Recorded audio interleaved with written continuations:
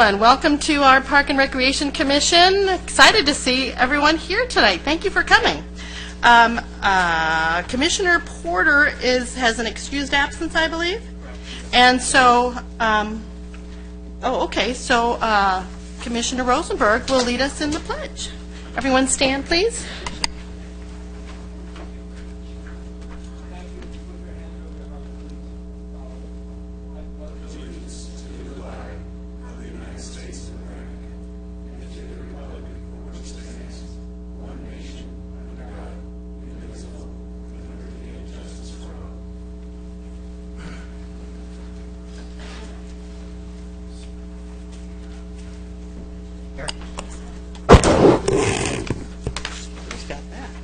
All right, so we finished the pledge. We're on to public comments. Do we have any?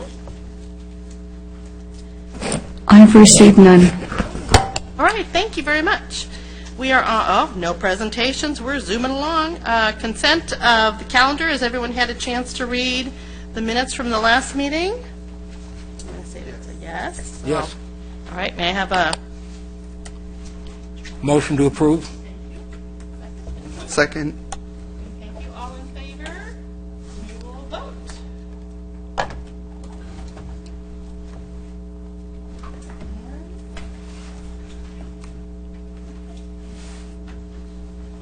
you want us to do it again?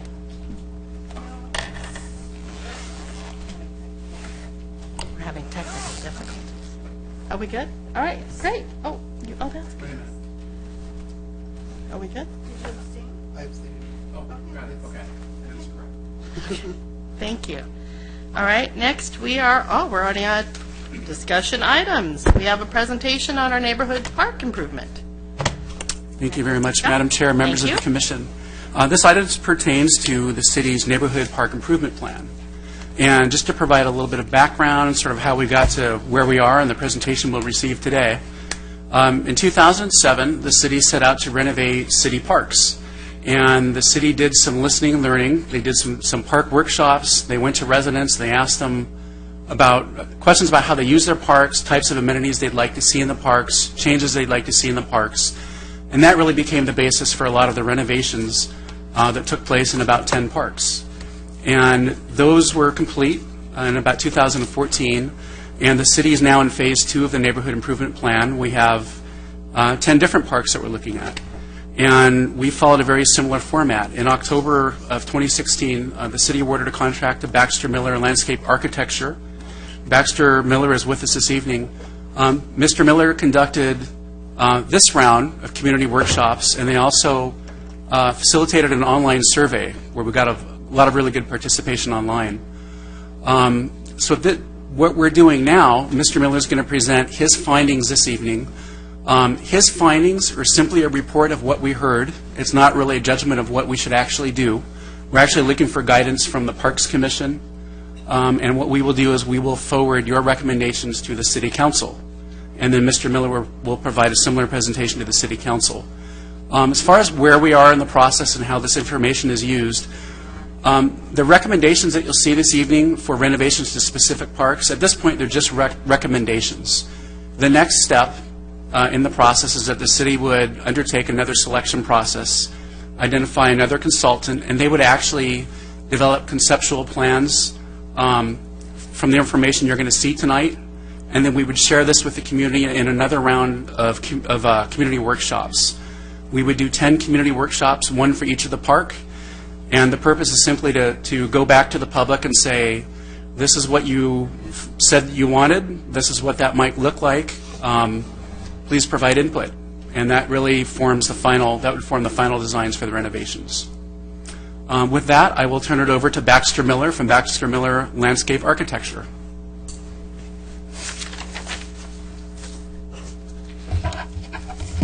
Good evening, and I guess introductions are not necessary because I've been introduced, which is always fun. I wanted to go through the presentation. This is a PowerPoint presentation specifically distilling a lot of the information that's in this voluminous report. And we want to go through both the process as well as the results. Now, we have to keep in mind the results are a combination of 3 different areas. One is observations that we made in the field. and those observations may be similar to what the observations of the community were, and it may also be the same observations as the through the workshops as well as the survey. So, for example, it's really a combination of three different things. But what we didn't do is we didn't remove things just because we as landscape architects decided that this was not an important issue or this was not something that should be addressed. So there are many things in this report that are really, quite frankly, up for discussion and up for direction. So again, what we did was we went over 10 existing parks, and this PowerPoint presentation goes through each and every one of them. The first, of course, is the undeveloped park, which will be addressed in this, but it also will be addressed in much more detail in the future. The community engagement, which I think is significant in this particular go-around, because most of the jurisdictions we work in, there is either a great deal of participation because of outrage or some kind of bone to pick, or there's virtually no participation. In this particular case, we got a lot of comments, we got a lot of participation on the surveys. Even with the inclement weather, we've got a great deal of participation, either here in this room or in the field itself. And with those 5 workshops, we had 119 attendees, which, quite frankly, on a Saturday morning when a lot of people have a lot to do, that is really, quite frankly, for us, a good sign that the people who really kind of owned their community parks. The very first park is Borrego Canyon Overlook Park, and we've provided a number of photographs in this particular document, and we've also provided to the city a number of photographs well beyond this report for their use and observation. So Borrego Springs Park, some of the recommendations are replacing the playground, and I think universally a lot of people said let's have some rubberized surfacing as opposed to the sand or bark chips. Additional shade, benches, playground fencing, view fencing. Replace the pavilions. Some of these pavilions have been in place for 20 to 30 years and are well past their lifespan. Some are in disrepair, and some are just, quite frankly, missing because they needed to be removed for technical reasons. Replace barbecues. In some situations, people said bring barbecues in. Some people said add barbecues. Some people said don't have any more barbecues. But we put that on the list of things to do. The overall cost estimate, and again, this is at 30,000 foot elevation because we haven't done any survey, no in-depth technical analysis, and that'll happen at the next level when you do the conceptual plans. You'll do the in-depth technical analysis. But with these particular items that are being requested, which is a random order of magnitude estimate. So, for example, if you choose to either reduce or expand the number of barbecues or to have a different kind of shade structure, that number could go up or go down. But we're looking at this as a larger, a very conservative estimate as opposed to what an engineer's estimate would be. So we're very comfortable with these numbers. You'll also notice that these numbers sometimes are quite specific. $680. That's because the value we've assigned to various benches and activities like that round off to that number. We would normally just say $440,000 in a random excess or a level of estimate that we did for this particular thing. And we've also included an estimate of what we see as being the design and engineering fees for that particular activity. Parks that have significant construction will have significantly more design and engineering, and those parks are just really, quite frankly, talking about refurbishment, will be a lesser number. Cherry Park is the next, and you can tell by the photographs that there's a number of things that work well and a couple things that don't work well. And what we've done is gone through the recommendations. One is to replace the playground and the accessible playground. We've had this comment a number of times because the playground equipment has been there for quite a long time, either not up to code or not not from a maintenance standpoint, but just, quite frankly, just been there for quite a long time. Shade areas, exercise station. This is one, we got this on a few parks, but not on a lot of parks, which is putting in exercise or park course elements. A young child wanted to have a rock climbing wall. We didn't judge that comment. We just said, okay, fine, rock climbing wall is one of the elements that they were looking for. Picnic shelters, barbecues, trash receptacles. Some people identified trash receptacles as being an important thing, and others did not. But in this particular case, it came up on a list of things to do. If you look at the report, you'll also see in the report photographs of the voting, what we call democracy by dots process. And we wanted to make sure that everybody knew that if there was a dot on a particular item, that image came up in the report. So we were as transparent as we could be. And if there was an item that somebody was passionate about, but they couldn't get the passion within the group, and there were no dots, that item is still identified, but would not make it to the point of recommendations because it didn't have any kind of consensus on it. The cost estimate for Cherry Park is $642,000 all in at this level. The next park is Darren Park. Again, you can see where the bark chips are. One of the recommendations in this particular case, there's shade structure. Though it's relatively modern, it's in need of repair, and in some situations, additional shade was requested to be added to the park. In this particular case, the pavilion is in pretty good shape, so it may just need a little bit of renovation. Other situations, the pavilions were in need of replacement. So in this particular case, the estimate dealt with just doing some updating to it. And again, update tot lots, rubberized surfacing, shade over the play area. This is a common recommendation. Exercise station, restrooms. This is one of the ones that restrooms became a discussion item. They wanted to have people to look at having restrooms in this park.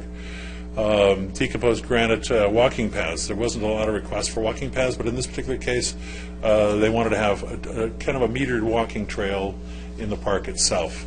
Most parks, because of their size and scale, you don't get much out of that, but in this particular case, that was a request on the part of the community. A lot of the comments were similar to everything else. $633,000 is the all-in random order of magnitude cost estimate on Perry Park. This is a really nice park. It has a lot going for it. There's some ADA issues that need to be addressed, but it's in pretty good condition. Because of some of the picnic tables are older school, especially with the benches where we have a lot of wood situations. There was a desire to repair some of the benches, but also add benches, replace benches. Again, replace the picnic tables, they're wood, splintered, as well as in some situations rusted. So that was a recommendation. Add a dog run and dog way stations. This is another thing that came up quite often, is adding what we call them doggy pots. That's a manufacturer call out, but it's essentially a station for the plastic bags for dogs in parks. Now again, you guys have pretty stringent rules regarding dogs in parks, but this is something that we were getting a number of people mentioning. One of the few times we had a request for a dog park itself. The cost estimate's $117,000. Again, not a great deal of replacement, just a little bit of repair, some refurbishment of the bridge, that kind of stuff involved in that. Peachwood Park, again, has some shade over the playground area. There was a request, I believe, that we add, in this particular case, basketball courts, half basketball courts, exercise stations, path to the condo, to and from the condos. This is a park that had an adjacent access, but it was not a formal or all-weather access, so there was a request to put some walkways in connecting the trail in the park to the adjacent access, or condominiums. The shade over the playground, common request, and again, a lot of the repairs and adding and replacing benches. When we get into the point of replacing the benches, we need to think in terms of, because a lot of the reason why some of these benches and picnic tables are in more need of repair is because the irrigation sprays onto the benches. And so when we get into the design, you'll be seeing us recommending, or whoever takes on this project, recommending that adjustments be made to the irrigation. So instead of just being a bench replacement, it'll be solving the problem as you go through.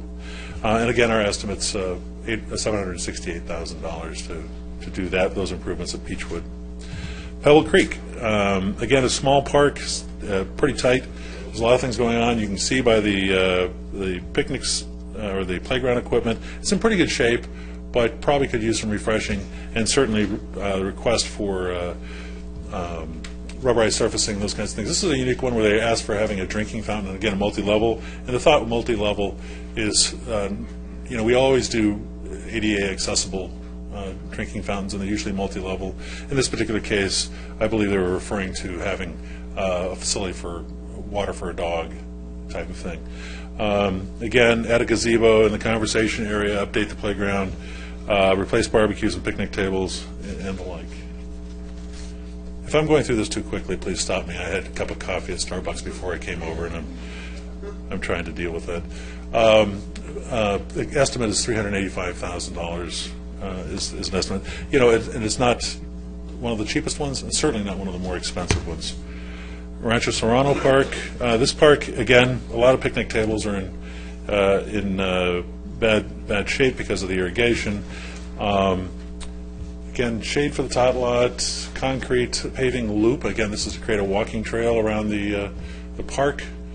There is a number of times when people are asking for basketball courts, where those are placed within a park, it really needs to take into consideration its adjacency to residents and its accessibility to parking and the like. There was, in this particular case, the property boundary between the residential units and the park itself is spotty at best, and is mostly in wood, is in need of repair and replacement. One could always argue that that's the adjacent property's concern. However, there might be a need to look at, and we've estimated what the CMU wall replacement would be, so you end up with a more secure edge to the park. And so people don't use their private access onto the park out of their backyards or whatever, or vice versa. That's in the estimate. And a number of the other items that are typically requested, rubberized surfacing, more picnic tables, and in fact, barbecues. That estimate's $813,000, and again, because of the extensiveness of the improvements. Regency Park, this was a unique one. We got a lot of comments on the survey to do a number of things. And then the people who showed up to the Regency Park workshop almost unanimously said, don't do a lot. We like the way it works. There's a few issues regarding traffic, a few issues regarding repairing of fences, a little bit of landscape on a hillside, those kinds of things. But in terms of major renovation and major changes, there wasn't a great deal at the workshop itself. However, this is where the survey really helped, because you had a number of people who were quite passionate about the kinds of things they wanted to have brought into Regency Park, and we've attempted to identify those in this particular recommendation. Concrete paving, again, connecting the top and the bottom of the park. There's two different levels, and so providing some form of connection, whether that's done by pathway or that's done by ramps and sidewalks and stairs, is something to be determined if that in fact makes the cut. In this particular case, the cost was $791,000 improvements. So workshop says don't do much, survey says do quite a bit, and the estimate for the quite a bit is $791,000. Number 9, Sundowner Park. This is a typical neighborhood park, has a lot of shade and opportunity within it. Again, you have some great neighborhood parks. I compared to what we see in many, many jurisdictions, you guys have a lot going for you. In this particular case, there was a desire to have a connection between the Aliso bike trail and the park itself, add exercise stations, again, more shade for playgrounds, more shade for seating areas, a rubberized surfacing basketball court, again, in this particular situation, picnic tables and various other improvements. In this particular case, $433,000 would be the estimate for those improvements. Again, this is a reduction of the entire report, and you can see in detail the associated interest in those items.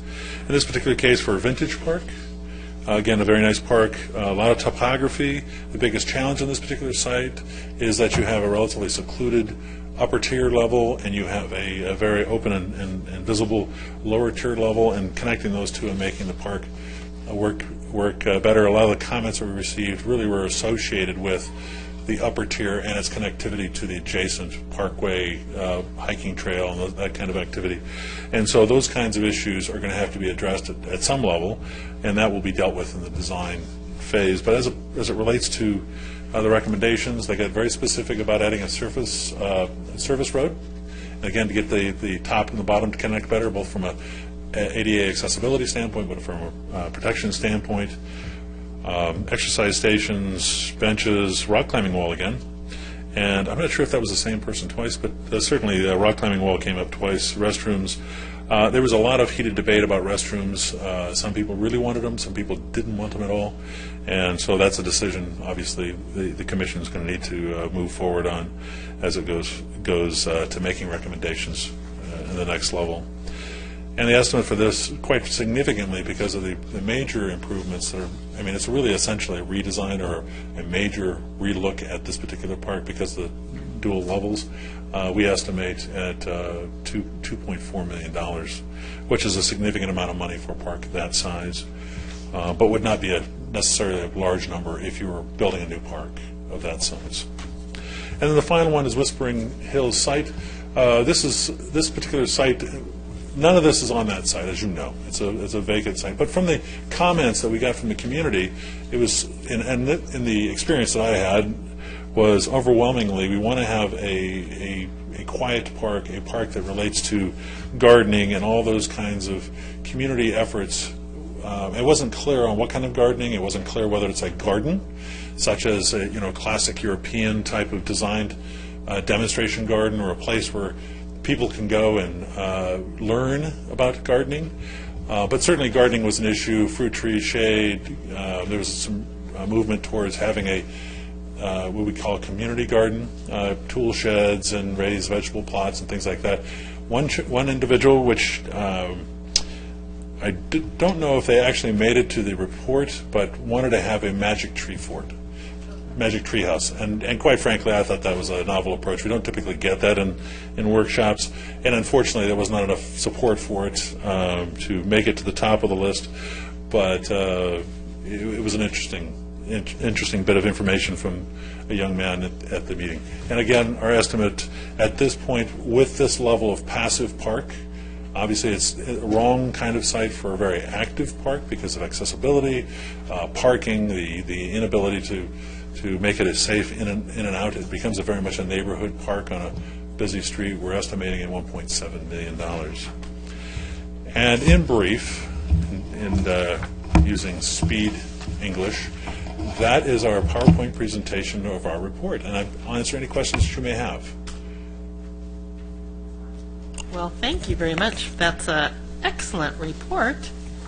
I know, I don't know if the audience got any of these or not, but you did see the presentation up there on the screen. So, wow. That's all I can say right now. All right, anybody have any comments or questions? Start on this end. Excuse the frog. Mr. Miller, as I said before, I think this was phenomenal what you put together as far as the detail, the amount of information. But not having seen this until just walked up here and sat down, I guess there's another skill that you have employed, and that is taking the, what do you want to say, the King James Version and reducing it down to a pocketbook. So, which kind of summarizes it. I've got some kind of comments, questions, somewhat rolled into the whole thing, and between yourself and our staff here, maybe would talk about some, others be at more appropriate time. But I think this project is a rather important one to start out. The last such project we did, which did not consider any of these 10 sites, was 10 years ago, pretty much, which means what's out there has been out there basically for 20 years, if not longer. If not longer, yes. It may have been what we inherited 5 years ago when we became a city, took it over from the county, or in some other cases, when we took them over from the HOAs, specifically up in the Foothill Ranch area. So we really inherited what we're working on now. One of the questions I had from going through this, and your kind of, you had, with your numbers, you had columns where you would take an item, like, I'm going to just take benches or tables or what, and you had said, let's say there's 11 total, 4 need to be replaced, 3 are okay, 7, 4 more repair. Right. Okay? We're taking something that is maybe 20 years old, maybe not up to code, but assuming we did something like that, wouldn't we wind up with a non-uniformity of those items, that you might have 2 or 3 different benches or tables or...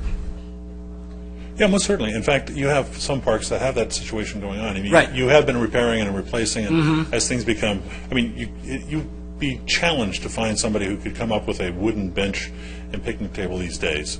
Those are really kind of the things that we used to do, but it's not that they don't meet ADA, it's just they don't have the lifespan of most. So yes, that's a design decision. So when you get to it, as opposed, it would be much easier for us to sit there and go, if it has a wood top, it needs to be replaced. Yeah. But what we did do, and this is where the digital information we're providing the city through the GIS, is that they can go through and ask the question, where are the ones that need to be replaced? And then specifically focus on the ones that are in significant disrepair.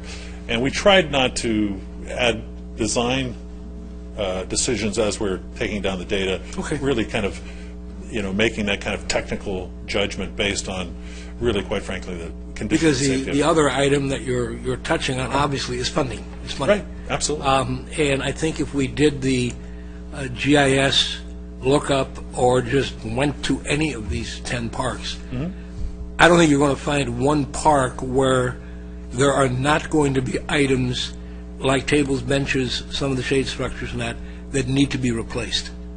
And I think your survey, the only reason maybe they don't have any there or something, your numbers in here kind of bore that out. So, again, a thought when we get to the more finite stages would be maybe to look at those things and say, we got to replace them and the numbers need to cover what the replacement cost would be, as opposed to, let's say, we say we can keep 22% of the tables and 18% of the chairs, and they may look different and things like that. It was just a kind of a questioning. Part of the other thing that going to these parks on a fairly frequent basis and seeing utilization and non-utilization and things like that, I would say overall, and I think that was kind of borne out in the workshop attendance, the neighborhood parks are basically somewhat right now underutilized, underused. Main reason, catalyst, is 2 years ago plus we opened a sports park that has every amenity in the world to that, and it's not that far away, so people started going and flocking up there. What they're finding now is the fact that if you go up to Sports Park on the weekend, it's pretty crowded up there. Yes. With all the activities, which is another subject that the commission is slated to address. And so now they're kind of, well, our neighborhood park really doesn't have that much. It's not, quote, a destination point. And the sports park's too crowded, so, kind of what do we do? And I think this is an opportunity for the city to kind of reclaim not only the parks but the population to use them again. I think what you put in the report, in the long one here, addresses a ton of different needs. I'm going to ask the question really kind of Scott. Would it be fair to maybe put forth some, and it's one man's opinion, things that should be part of the plan regardless, or should we not even touch on that and put that to you in writing, or put it before the commission somehow in writing? And Can I clarify what we're talking about? When you say things that should be part of the plan regardless, do you mean things like replacing benches, tables, correct, providing shade, playground equipment? Rubberized surfaces. I tend to agree. I think those are, my approach to this report, I think that those things, there's really no disagreement on those. I think those are things we would do in pretty much any park we touch. I think the biggest questions that we might have going forward as a community would be about some of those things that have the potential to really change the character of a park, like adding a restroom or a dog run. Okay. The restroom, I think, for obvious reasons. The dog run, because prior to my employment with the City of Lake Forest, I know that the Parks Commission undertook a significant study to look far and wide for a place to put a dog park, and people came out and were fairly vociferous that people wanted one, but nobody wanted one anywhere near their home. Right. A lot of this talks about dog runs, which is different from a dog park. It's obviously smaller and less of an impact. So it really, between restrooms and dog runs, those are really the only things that you might want to discuss that might not be considered routine. So, again, can I take it somewhat to the bank that things like rubberized surfaces, replacing playground equipment, bringing it, up to speed, looking at ADA requirements, irrigation needs, and all that stuff are going to be done. We don't need to worry, if I can use that word. Correct. Those will be done. Correct. Okay, all right. Let me go then to a couple of some things in more specific detail. And we can talk later about listing those items that really should be there. To touch, from my standpoint, on the dog park, dog run, my neighborhood park, which happens to be Montberry, is the unofficial dog park of the city of Lake Forest. And now, especially since we have the Leash It or Die campaign going on, that we're trying to motivate people to keep them on leashes, I think if we try to tackle the dog run issue, dog run is semantical. It means a dog park of smaller proportion, but it's still a dog park, that we will face the same thing. We looked at Darren, we looked at Montberry, we looked at Kavanaugh, we looked at, but I'm talking about your Cherry, we looked at least half of these parks for them, and were met with a very unfriendly reception. Not in my backyard, not here. You bring the dogs here, our property value goes down 82%, et cetera, et cetera. I don't think that would be necessarily that wise a concept, especially we have another park coming online with a real dog park. But again, the dogs, as long as they're leashed, are welcome in any park, and as long as they're behaved, any park could be, a place where people can take their dog.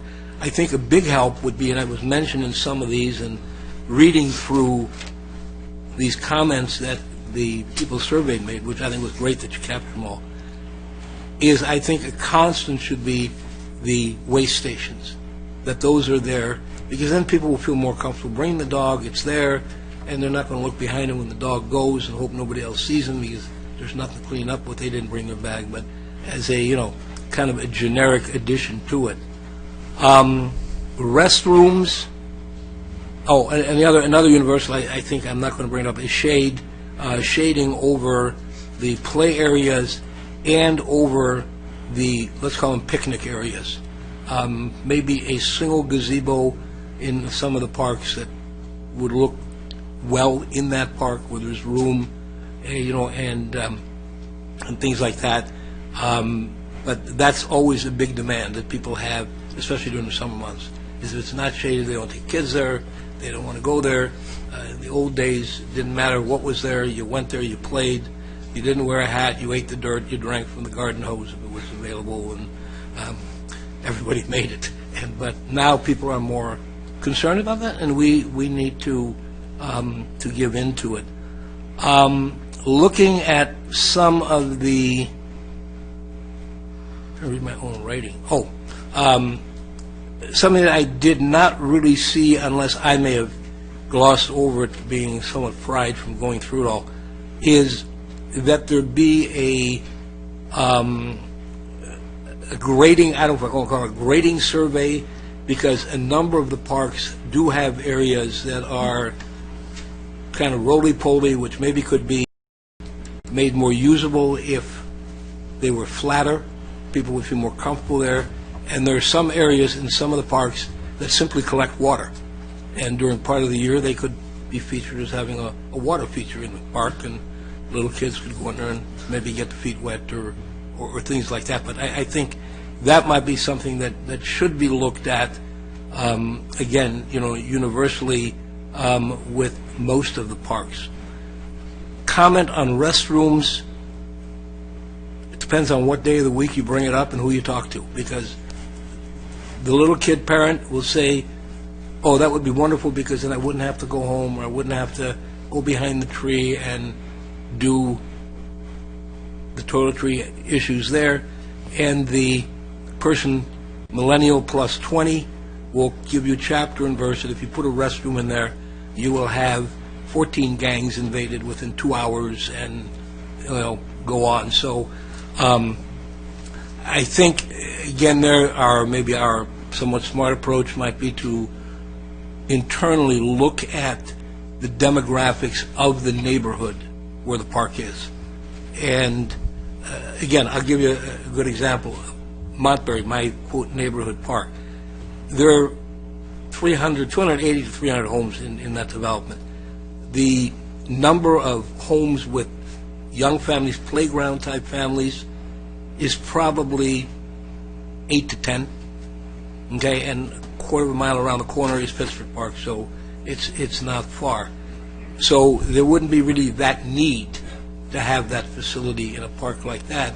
But you go to other parks where the neighborhood has a lot of young families, like a Peachwood, for instance, that might be a good prospect. So that would be a suggestion to vet it almost on a park-by-park basis.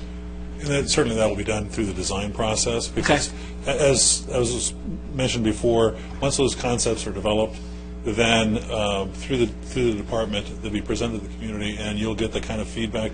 And if that's done without actually looking at the comments associated with the park, it would be foolhardy on the part of the designer not to look and say, okay, what was said about these? Oh, no, sure, the comments are great. So that's why we wanted to make sure they were all in there. This is a roadmap for decision-making. And the same is true with the surveying. Some of the improvements don't really require surveying. If there's a bench there, take it out, put a new one in. If you have parks that are really, quite frankly, Montbury might be a good example, where you make the improvements, you don't have to go through a long survey process, engineering process to make those repairs. But you may also decide as a city that since most of these parks have very little information, technical information associated with them in the way of surveys, mapping, that kind of thing for future use, you may choose as you go through to collect that data and make it available for future improvements. Yeah. So, we understood that as we put together this. There wasn't anybody in the survey or in the workshops that said, oh, by the way, can we survey this park? And that's one of the reasons why it didn't show up in the report. But we did put, where we knew we were going to make big improvements, such as $2 million, we knew there needed to be survey. We knew there would be significant engineering aspect, and we tried to put that in the value of that estimate. Okay. One other thing, seeing it in a number of the survey questions, but I think to a great extent has a little bit more universal need, and we heard it in workshops too, is the concern in quite a few neighborhoods of the after-dark issues and the need for increased interaction with our law enforcement side to give a little bit more feeling of comfort as something that I think, again, I don't know if that comes in design up front that we start thinking about it from day one, but I feel more comfortable with, back when I come from, if you don't think about it day one, you don't want to do it at day 364, the year's going to end, so bring it up.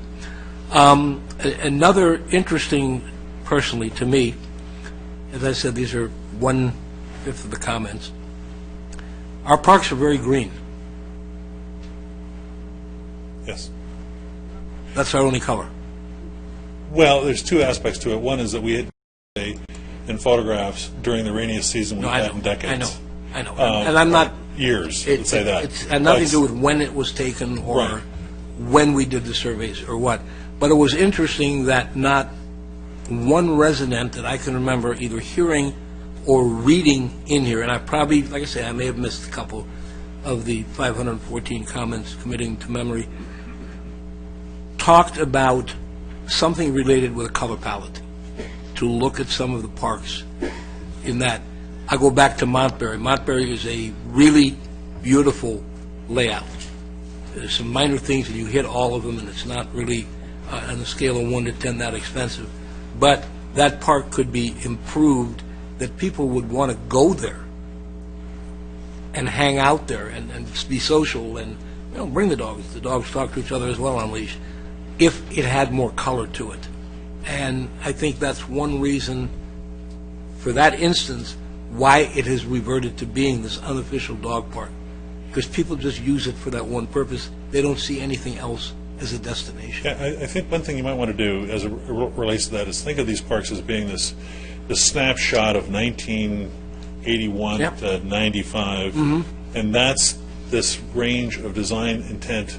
And at 8 cents a square foot for turf as opposed Right. to $2 a square foot for shrubs, and then compare that aesthetically with your larger park, your big community park, where there's a lot of water conservation methodologies in there. A number of jurisdictions that we work with, we're actually going through their parks and saying, okay, how can we take their water bill from X to X minus 10 and utilize those landscape areas that are essential to activity and to convert them. However, A, it wasn't really brought up as a lead item in any of these surveys or in the workshops, but B, also, when you're looking at budget consideration, you can take a 5-acre park, take 40% of, or make it even easier, take 1/5 of it, so it's an acre, 40,000 square feet, times $2 to $3 a square foot, you're talking $120,000 to $150,000 for something that really, unless you're getting that value out of the water conservation, which you may discover that you will, it's not a top priority. No, and I realize there's But I trade-offs. agree with you. Your community park, your sports park has some significant Right. aesthetics, and certainly from color palettes and texture and those kinds of things, you've got a lot going for you. And over time, your neighborhood parks and your larger parks that are really a snapshot of the 80s will in fact evolve that way as Yeah, well as. and there's things like reclaimed water to look at and a whole bunch of other Right. things that need to be somewhere along the line, part and parcel of this whole process that, Yep.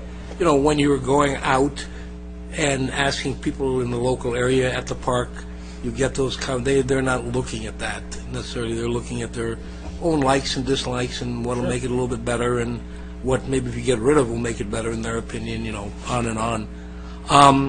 A couple of just, again, I'm sorry, I'm kind of ranting on some of these things. Just one man notices that, to me, were significant. In Vintage Park, the current stairs that are there are an accident waiting to happen because they are not really in good shape. And I think that might be part of the reason why that upper level is not used that much, because they have chips in them and there's cracks in them and things like that. Could be maybe alleviated by that road that you've talked about, which I think is a great idea to get people up there. But I think, again, those stairs are something maybe we should look at. And you will need to look at them from an ADA standpoint. I True. doubt seriously they fit within the guidelines of today's ADA. Well, they didn't have ADA when that was built, yeah. Certainly a weaker version of it than what we have today. So and those things will be dealt with in the design review Okay. process. Okay. And believe me, they will be looked at, even if they're not a priority, they will be looked at because it's incumbent upon you as well as the designer to deal with Yeah. ADA accessibility issues. And then, like with the Cherry Park, we did a project there going on 2 years ago now, to trying to recreate some of the history of that area. And basically, you might as well just scrap the whole thing, unfortunately, because it was never finished or varnished or shellacked or whatever the right term is, so it's all chipped and looks horrible. And let people comment on that. I mean, some of the comments were just take it out, get rid of Well, it. So, again- but again, Yeah. design process issue. Right. Okay.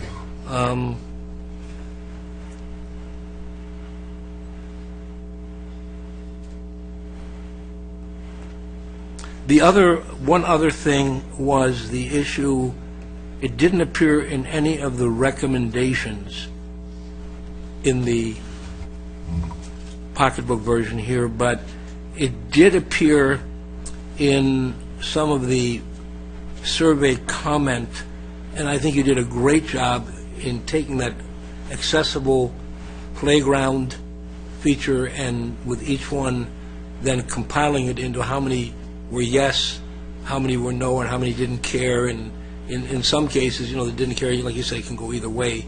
Some were very obvious, there's no need for it. But there were a couple where it seemed, Peachwood was one of them, and I can't necessarily remember the other one, where the majority of the public opinion was to look at those. Was it Cherry? Okay, I don't remember. I'm not going, through this thing again. And I think in conjunction with our effort of what we're doing with special needs in the city, and we're doing so much with it, that might be a nice addition to throwing that in there. Now, I don't think it was in Cherry. But it was in the comments, Right. Like I say, you got everybody down to the last letter in what their comment was, Right. which is appreciated. So that would give us, especially with new homes being built in those, not in Cherry, but where Peachfoot is up the hill from it. Again, it's another service that the city can offer. Let's see. Okay, I'm going to pause for breath. How's that? I do thank you for everything, though, and like I said, again, tremendous report, tremendous compilation of a lot of data. Great. I appreciate that. Excuse me, we have a request to speak. Yeah, Okay. Kenton Betcher.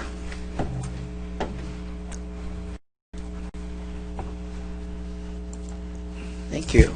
I could actually wait, but first, the commercial announcement. I'm Kenton Betcher, garden guy, live in Lake Forest.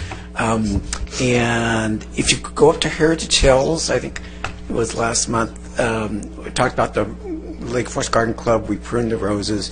We actually came back and pruned the orange tree, too.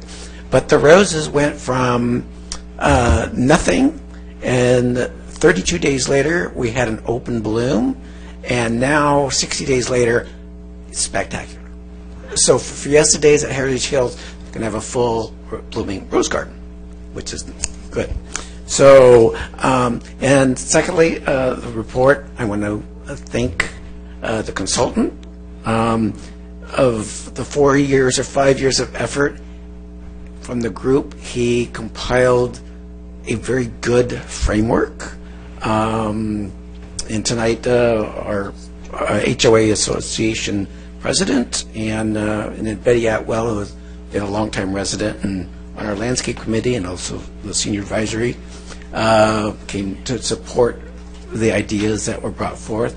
The one thing that going through it that really struck me, that of all of our efforts all the way along, this one really narrowed it to the local community that provided that parkland.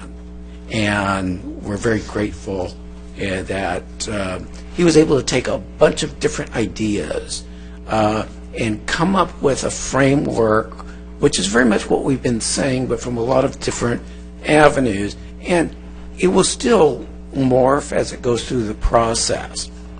But one of the things that struck me at the workshop, which was the most heavily attended of all the 5 workshops, there was a wide age group, but he alluded to it, that there was a 5-year-old that said, when he said,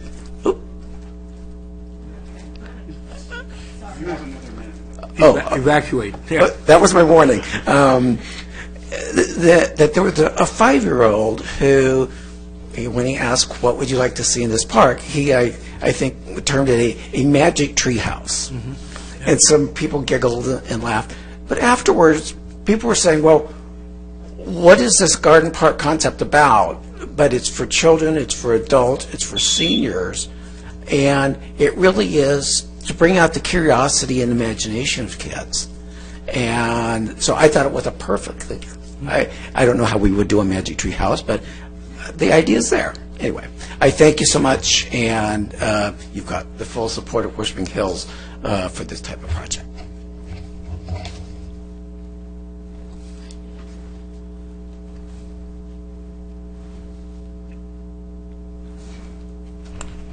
Mr. Slowey, did you want to talk on this agenda item? Okay, Jonathan Slowey.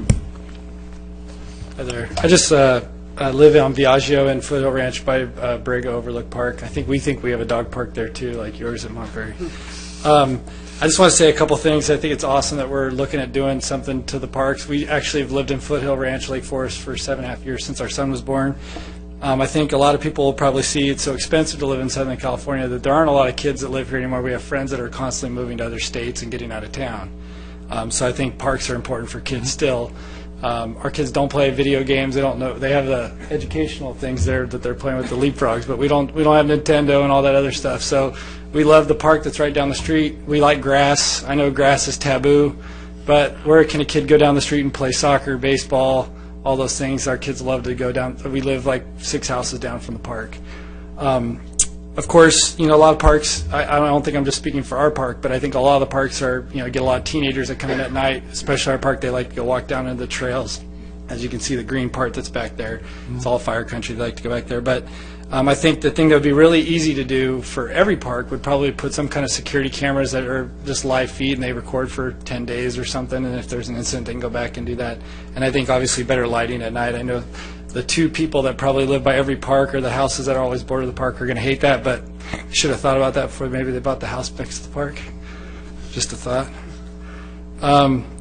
And then also, some of those recommendations I see, those are some crazy numbers. $2-point-something million for a park. No offense, I know he put a lot of work into it, but even if I lived down the street from, if you wanted to do $2 million in my park, I'd probably think that's probably a little excessive. So hopefully you can be reasonable about this so we can, everybody can get a fair shake and get good stuff in their park without going crazy over the top. So that's my comments. Thank you.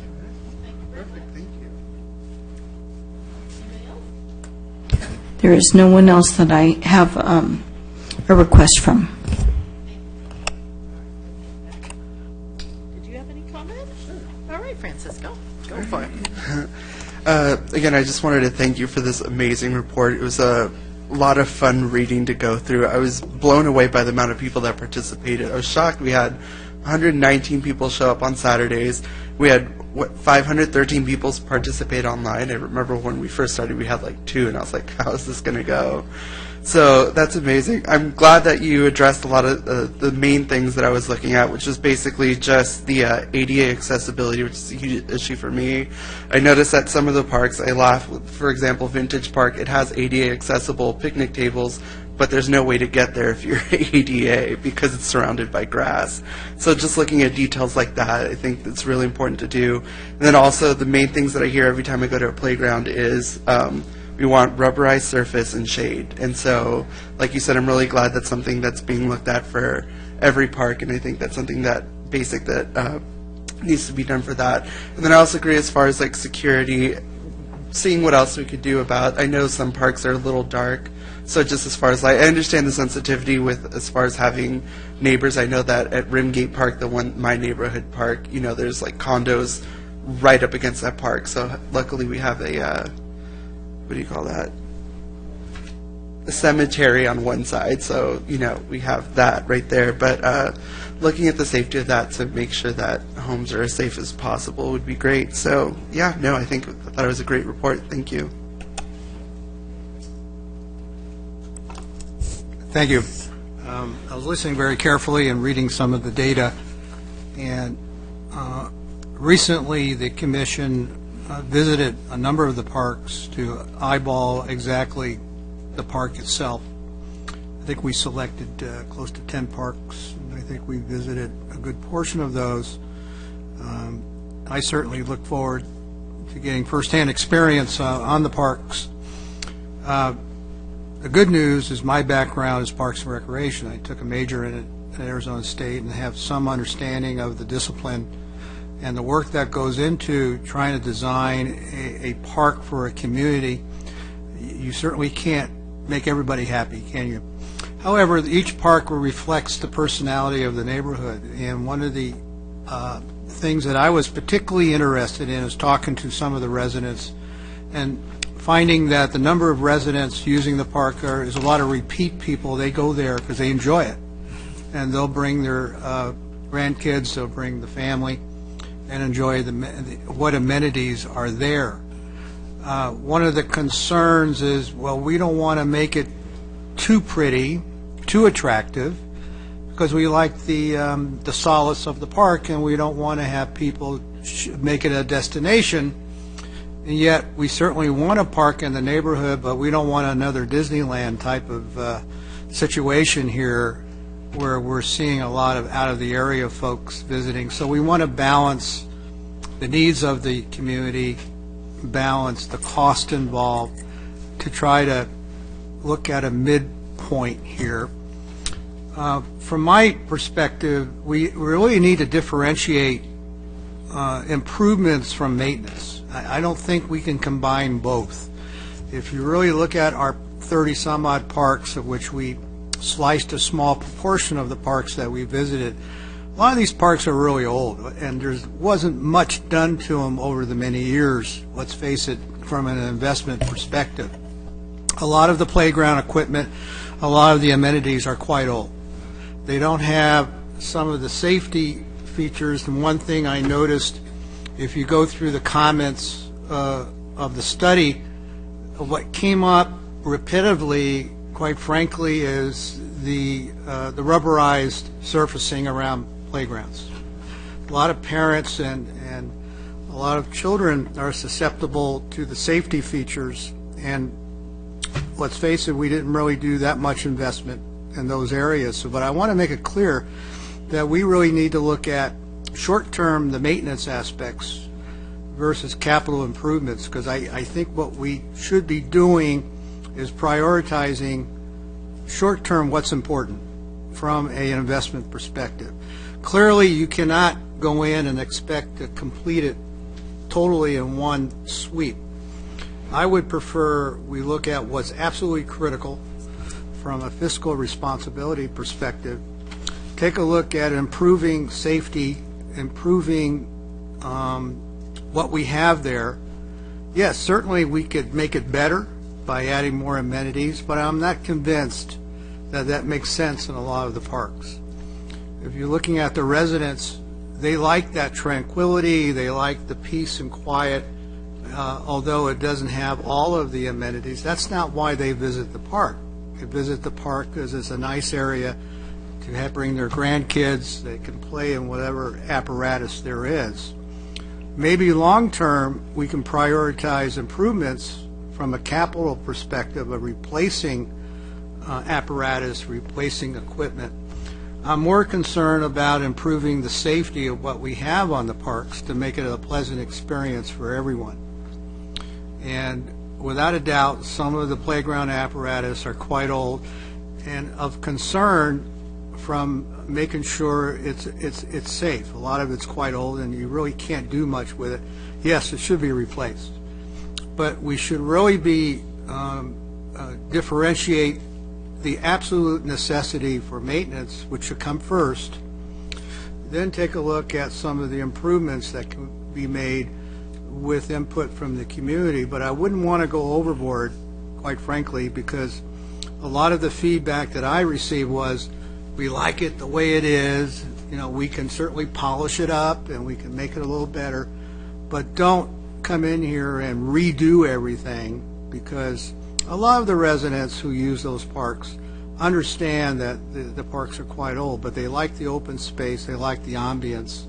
So I want to make sure that we're not steamrolling into these parks to try to recreate something that absolutely is not necessary, but more concerned about focusing on the safety side to improve, but not necessarily replace. So, because each park, as I mentioned earlier, has its own personality. So those were summing up my comments, and I like to take another look from a prioritized standpoint of the selected parks. And the park that I see, which from a passive experience, because we are very sports oriented in our city. We're very active in our city in terms of the types of activities in sports, soccer, and those type of activities consume most of the time for entertainment, because that's something we as a community really enjoy. On the other hand, I like to see a balance between certain parks being designated as passive parks, as I have commented over the years as a member of the commission. And the garden, the Whispering Hills, comes to mind, which I believe is a hybrid between a park and an experience to enjoy nature in its truest form. And since that particular park, when the land was donated, it was designated for a park, but if you know that piece of land right on Lake Forest Drive, you realize that a high % of that land is not usable because of the slope and the terrain. And then you got drainage issues and all sorts of environmental issues that limit the utilization of that land significantly. And I think that's already been identified and for the record. And although there were proposals of anywhere from soccer, indoor soccer stadium and various other things, and considering parking, and most people don't walk to parks, they like to drive, park along the residential street. And that is an example where I think you can appeal to those folks that, quite frankly, don't want a lot of noise. They don't want to have a lot of, basketball and things like that. They like to have a pleasant experience. And I like to see more of those type of parks being developed on the existing parks, where perhaps we can look at set aside a portion of the park for some type of passive experience. Could be a walking park, could be strolling through the park and having walkways. It could be places where people can see roses growing. I happen to be a rose person. I got over 40 rose bushes at home, the front and backyard. Yeah, it keeps me busy. But at the same time, I think those type of activities would enhance the experience rather than the traditional. Thank you. Madam Chair, can I ask a question on something that Victor mentioned? The other thing is a quick comment. I think your point's well taken of, definition between passive and active parks, and I think, first of all, I think we're there in the city already. Especially with this group here, I think 7 of the 10 are definitively passive parks. I mean, there's no thought or even capability to really use them for, for sports or anything else.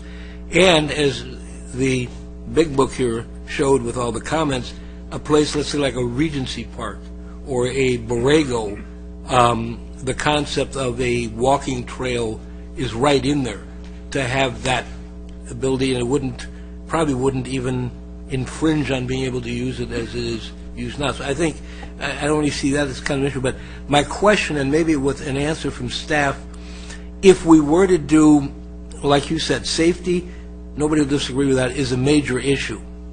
But I don't know, I'll pick a park, Peachwood. Okay, let's say the equipment at Peachwood is lousy and it needs to be replaced, and at the same time you're wanting to do the rubberized surface to go with the new, safer play equipment. Aren't we, by doing it that way, kind of piecemeal, possibly incurring even more cost in the end, and the process becomes somewhat convoluted? If we go in as, we have a phase 1 with Peachwood, but we're not going to do it at Sundowner for right now. And I think, if I understand the question correctly, it's almost like you're talking about economy of scale. If we're going to, if you're going to add shade to the parks, then do them all at once. If you're going to look at playgrounds, rubberized surfacing, design them all at once, build them all at once. Is that I what think, you're getting at? as opposed to, and address, obviously, first, if it's grading, you got to do that before you build on it. Those are logical construction steps. But to just look at the worst cases and do those before you kind of do everything with the economies of scale, I think it kind of becomes a little bit more convoluted and definitely more expensive. So it was just kind of a thought.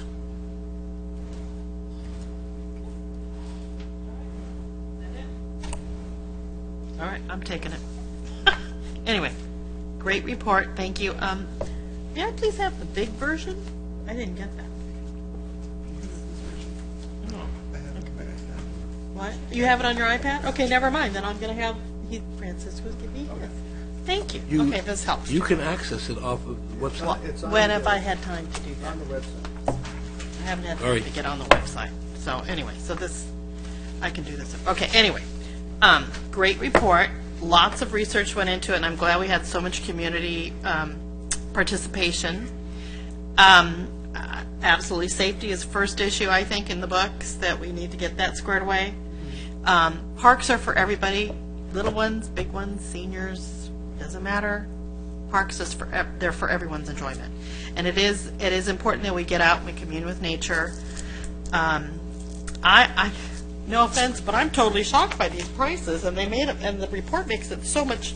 They really use big font for these prices. That was kind of like, I couldn't get past that, but I did. I did get past that. So, do we have a funding for this, or? We will. We are including based on this report, we're including in the capital improvement budget a placeholder amount. And I think it's also important to remember, these prices, this reflects everything that was on the list. This is throwing everything at the wall. So as Mr. Miller mentioned, as you actually complete the designs and you take them to the community, and some of them shrink and some of them grow, those numbers will change. Okay, all right, because I was a little shocked at the prices. And I know safety is another, I think safety, but security in regards to security lights. When I was up in Sacramento for conference, one of the park tours that we went to, they actually have lights, security lights in the parks, that as you approach them, they slowly light up, and as you go past, then they, what do you call them?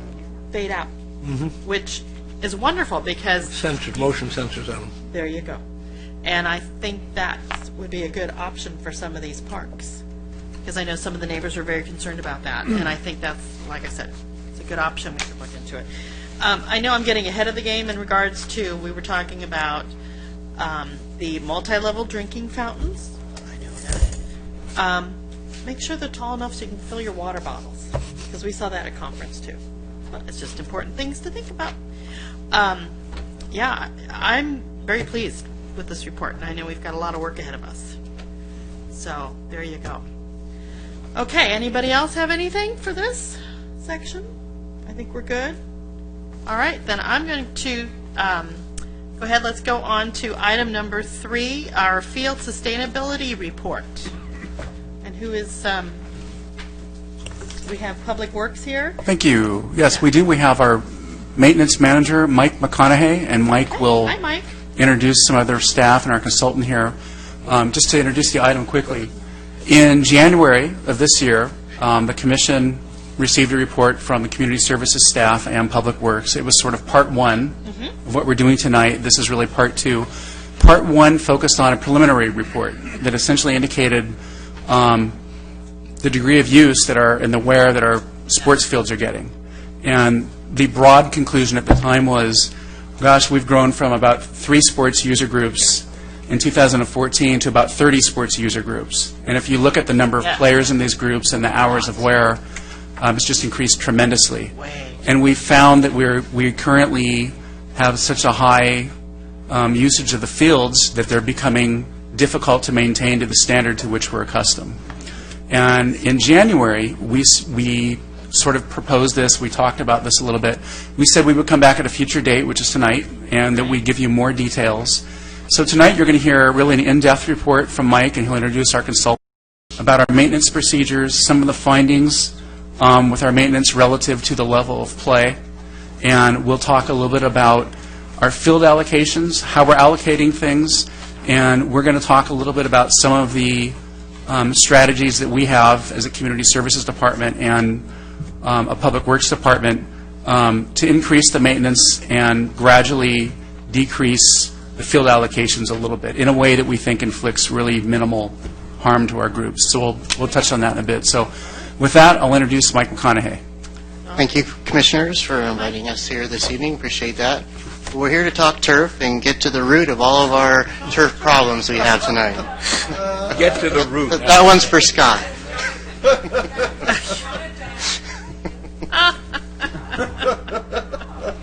So once again, thank you for allowing us to come back and discuss some of the concerns we have related to the turf sustainability.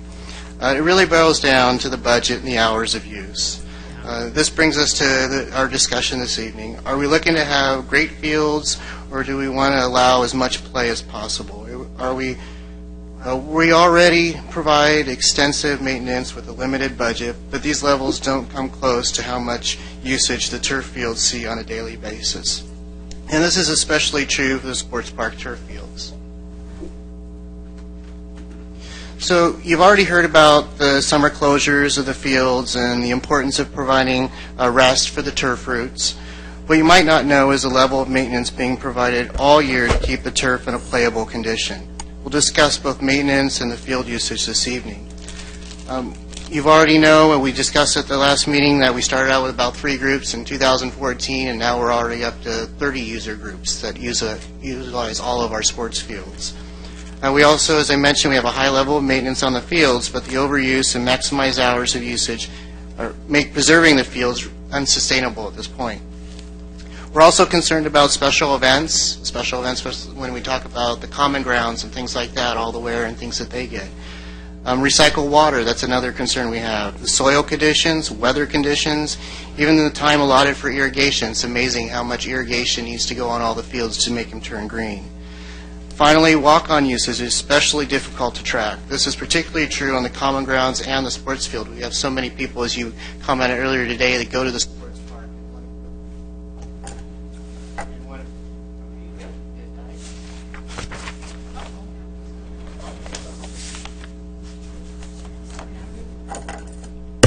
I apologize. You want to speak to the podium? I'll do that. That's fine.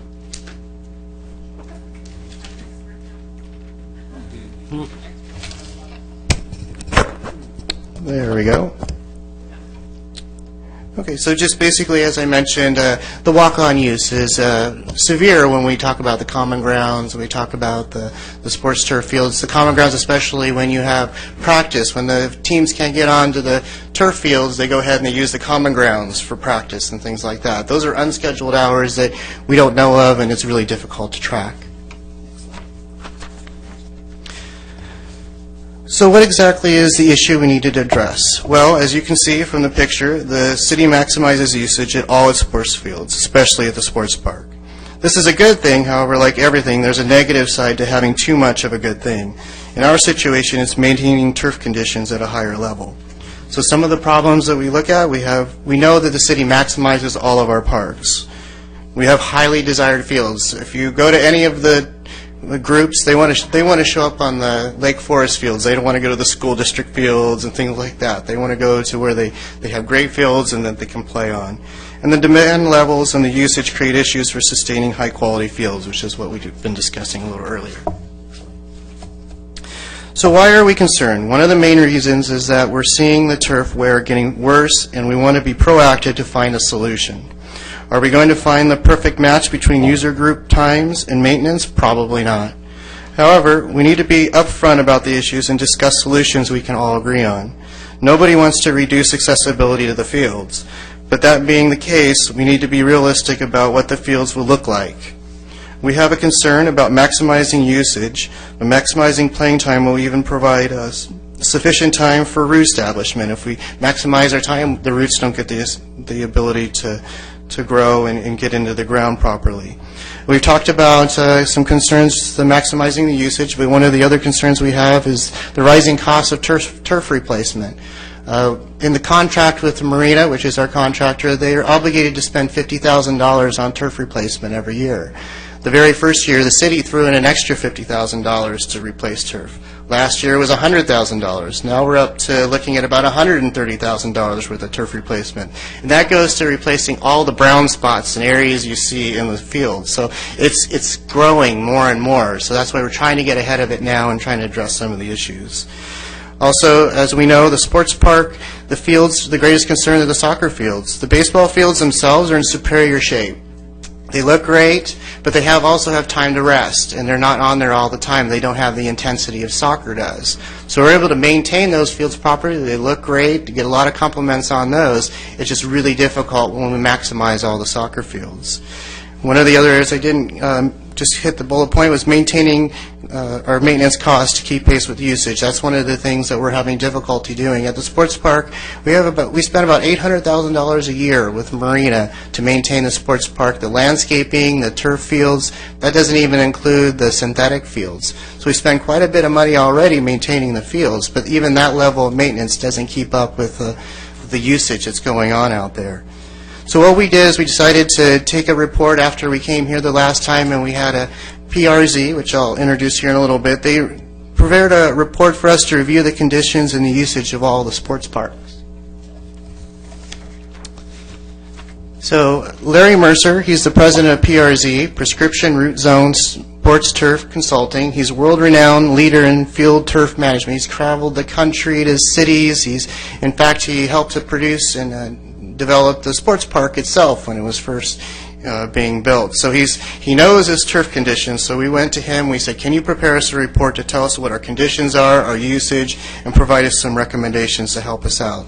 Not only did we stop there, though, we had someone else review the report that Larry produced. We had Cornerstone Studios. They are the city's on-call contract architects and landscapers for the new Civic Center, the new City Hall that's being built. So they actually took a look at the report as well, and they evaluated to see if some of the things that are being calculated make sense. And so they concurred with Larry's results as well. So what did the report tell us? Well, the report told us, concluded the maintenance is at a high level. We did know that. Usage of the sports parks is extensive. We know that, too. Time for turf and rest and recover is limited. So we only have 2 months during the summer that they're down. They're only down in July and August. And usually we get special groups that want to come in and do a tournament right at the end of that time, and we try to squeeze them in, too. So that even limits some of our time. And then again, we know that soccer is one of our greatest concerns. So what I'd like to do at this time is introduce Larry Musser. He's the president of PRZ, and he's going to explain some of the tables of his report, as well as the concerns we have related to the level of usage and the ability of maintenance to keep up. So he developed a report. We're going to show you some different slides from that report. So it'll evaluate the maintenance, it'll show you the usage, and those types of items. So at this time, I'd like to ask Larry to come up.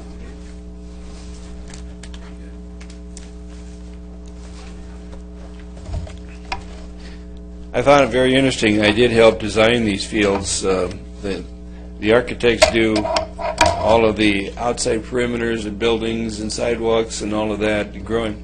I engineer the soils. PRZ stands for Prescription Root Zone, and I did that. When we came back to do this assessment, I was astounded at how many more hours of play you have in the fields than what they told me we're going to have. I've had it happen before. This probably would have happened here. When I plug in the hours of a field that they're getting ready to build, and it looks like the hours that you have, the computer would say, if you want anything green, you better pour concrete and paint it green, because you're not going to have any turf that'll tolerate that kind of wear. But anyway, it's not just how many hours a week are you on the field, but what are you doing while you're out there? And I have this activity weighting scale that I put together over 40 years of experience doing this. And this activity weighting, you want to go ahead, there we go. You can see that walking on a field is a 1, baseball 0.25. Time you get to football and soccer, practices you're at a 2, and sports clinics and rugbies are 2.5. What that's saying is for every hour of a sports clinic or rugby, it's equivalent to 2.5 hours of somebody just walking on the grass or doing Tai Chi or whatever. It makes a huge difference when I plug that in. So when your people give me the, soccer starts on this date, ends on this date, and then rugby and lacrosse, my computer multiplies those numbers by this, and then it spreads it out over a 12-month period and shows where the wear occurs. And then we overlay that with your weather to see where the dormancy is. And of course, the worst condition you can have is where the wear is way up here and the grass is dormant. So grass that's dormant doesn't defend itself, and that's one of the problems you run into. This table, I don't know how well you can see that there, but you're currently at maintenance level 4, and I will tell you, I've been doing these assessments of cells for 25 years all over the United States. I have hundreds of these we've done, and most of them are what I call maintenance level 1. Now, maintenance level 1 is when you had dedicated fields years ago, when you had a baseball field, and once baseball's over, you had a whole year to grow it back. If you had a high school football field and they destroyed it in the rain in the fall, you had all next summer to grow it back, no big deal. Along comes soccer. You destroy that soccer field in the fall, and they're out playing on it while you're trying to grow the grass back. So that's what you're up against. And So anyway, my point is, you guys are at maintenance level. Well, maintenance level 1 is mowing once a week, fertilizing a couple times a year, aerating once a year. That's what most people are doing all over the United States. And by the time they hire me, that's what I find. Maintenance level 1 is very, very common, sometimes half of that, maintenance level 0.5. You guys are at maintenance level 4 plus, which is incredible. I will tell you, it's the very highest I've seen, and I attribute that to the maintenance people you have and the job they're doing. The problem is, in spite of that, there are things beyond your control that are basically causing you to have bare dirt. And this basically lays out, this particular one I did lays out the hours here. This shows you that on the that for maintenance level 2, how many hours a week you can put on the field. Maintenance level 5, how many hours per week? 21 hours per week. Now, 21 hours a week sounds like, wow, that's not very many hours when you compare the whole week. If you've got people out there every evening, and sometimes it's 10 and 12 hours on Saturday, 10 and 12 hours on Sunday. 21 hours a week doesn't sound like very much. But I can tell you on a national level, if you end up with 600 or 700 hours on a sports field, that's a lot. Now, with proper maintenance and a consultant who knows what he's doing, I have most of my clients, I can get them up to 1,000 hours, sometimes 1,200 hours by jumping through lots of hoops. Well, you're jumping through lots of hoops, but you're playing 1,500 hours a year on the soccer fields. So it's way over. And so when you have that kind of hours, well, again, I'm going back to the next table. I'll just show you what we found. The field were pretty, this is a sport, all your different fields. But the grades were good on all the sports park because they're fairly new. But even then, the roots are shallow. Part of that is because they're tearing up the turf bad enough that you're having to resod, and you never get a chance to really get deep roots because they've torn that sod up before you ever get deep roots on it. It's part of the problem. And you got good irrigation and you've got good field grade, which is unusual, but your wear and tear is just off the chart. We did soil analysis, and you got sandy loam soil. I built somewhere approximately 70% sand into the baseball, soccer, and the commons area. I also added a drain system, and a lot of times for the rainfall that you have, we don't normally need a drain system, but the fact that all your rain comes between November and February, March, and you play during that time, you don't want water standing in the field. So we've got a drain system in there as well as a good percolating system. That normally is good enough to take care of that, but not when we have the kind of wear that you guys have. So I did run soil tests and everything there. Also, you have recycled water, and recycled water is high in salt, and your soil, your clay soils have a negative charge. Salt or sodium has a positive charge, so it accumulates and holds on to the sodium, and basically, as the more sodium that you have in the soil, the tighter it gets. It has less and less percolation, and roots only go as deep as you have oxygen. Oxygen is carried by water, and when you have enough clay with salt in it, you end up very shallow rooted. You're shallow rooted, but it's mostly simply because they're destroying that sod before it ever has a chance to really get deep roots, because you're aerating on a monthly basis. By the way, I mentioned maintenance level 1 is mowing once a week, fertilizing a couple times a year, aerating once a year. You're aerating monthly. You're fertilizing monthly. And you're mowing once a week, but you've got other things going, and you're using enough nitrogen that normally would produce that, or really make things work. But anyway, long story short, on the recycled water, the report that came back from the lab At the very bottom, it says poor quality irrigation water. That's a laboratory explanation of your water. But that's common, by the way, with recycled water. That's not unusual.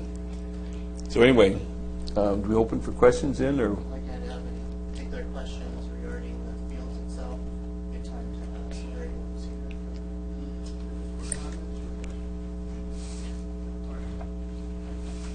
Well, I've studied all the reports, and I've been awfully concerned since the sports park was built about this issue.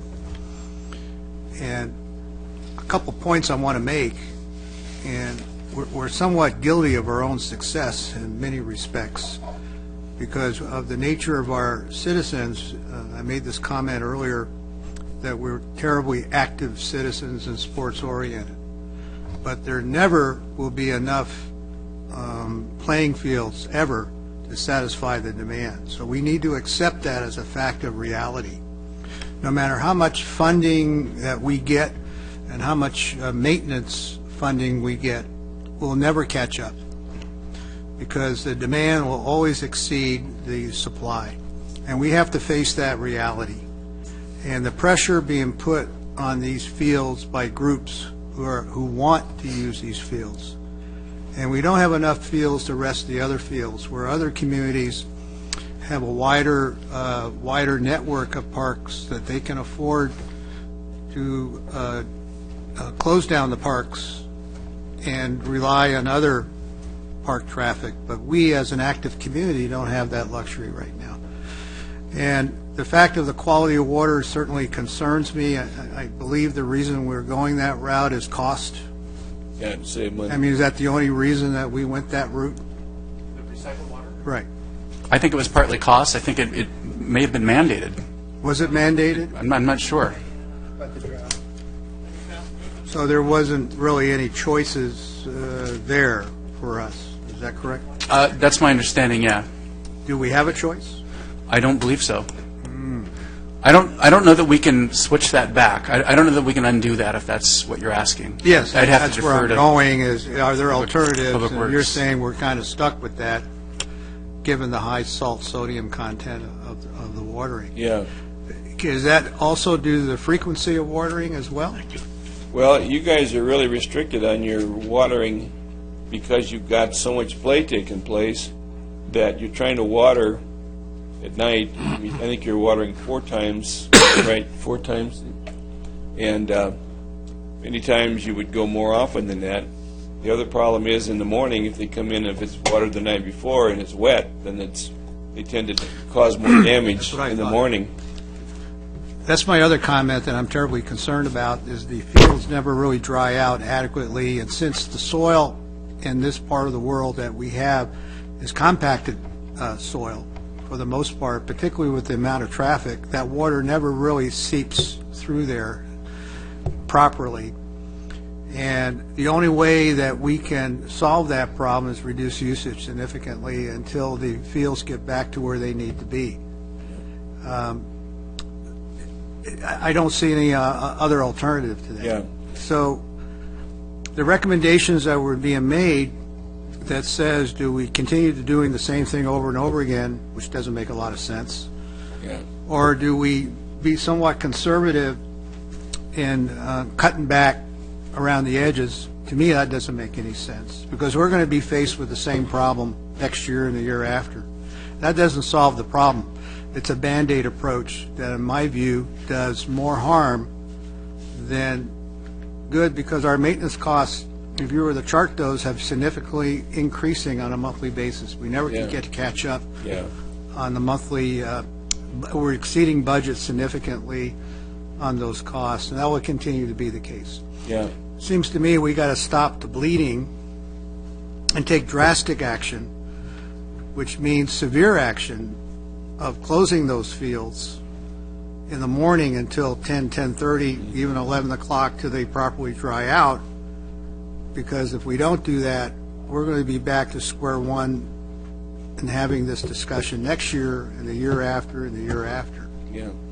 Now, I know the consequences of what I'm suggesting with the user groups and the demand being placed on those parks, but the self-inflicted harm that we're doing as a city to the parks is unexcusable, and we need to take drastic action, immediate, urgent action, and not kind of play around with this thing and say, well, maybe we can cut back a little bit here, a little bit there. That is not acceptable. It has to be, given the amount of hours that I saw in the report that you emphasized, giving the damage that's being done to the fields, and not only to the sports events, but all the other things. I was at several functions at the sports park, and I looked at all the walking and all the traffic going through, and it's terrible.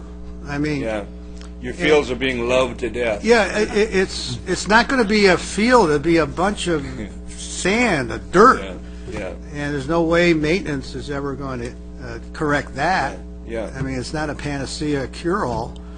So we as a city really need to make some very hard decisions for long-term success. Forget about the short term. And close those fields significantly. And since we have user groups that are very vocal, that will go to our city council meetings, and I'm sure that will voice their displeasure, I'm sorry. We got to do what's best for the city, not what's best for user groups who understand that when the sports park was built, we don't have that many fields. There's no way that we can accommodate that. Yet I see this self-inflicted destruction being around me, and I just will not accept that, and I'm very verbal about it.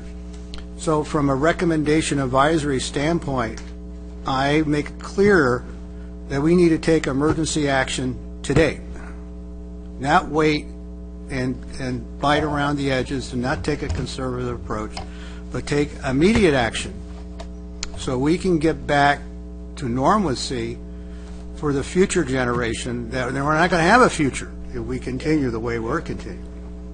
You've got a list here of how many hours you're overusing it, in which months of the year you're overusing it, and that'll be a good guide for them to cut.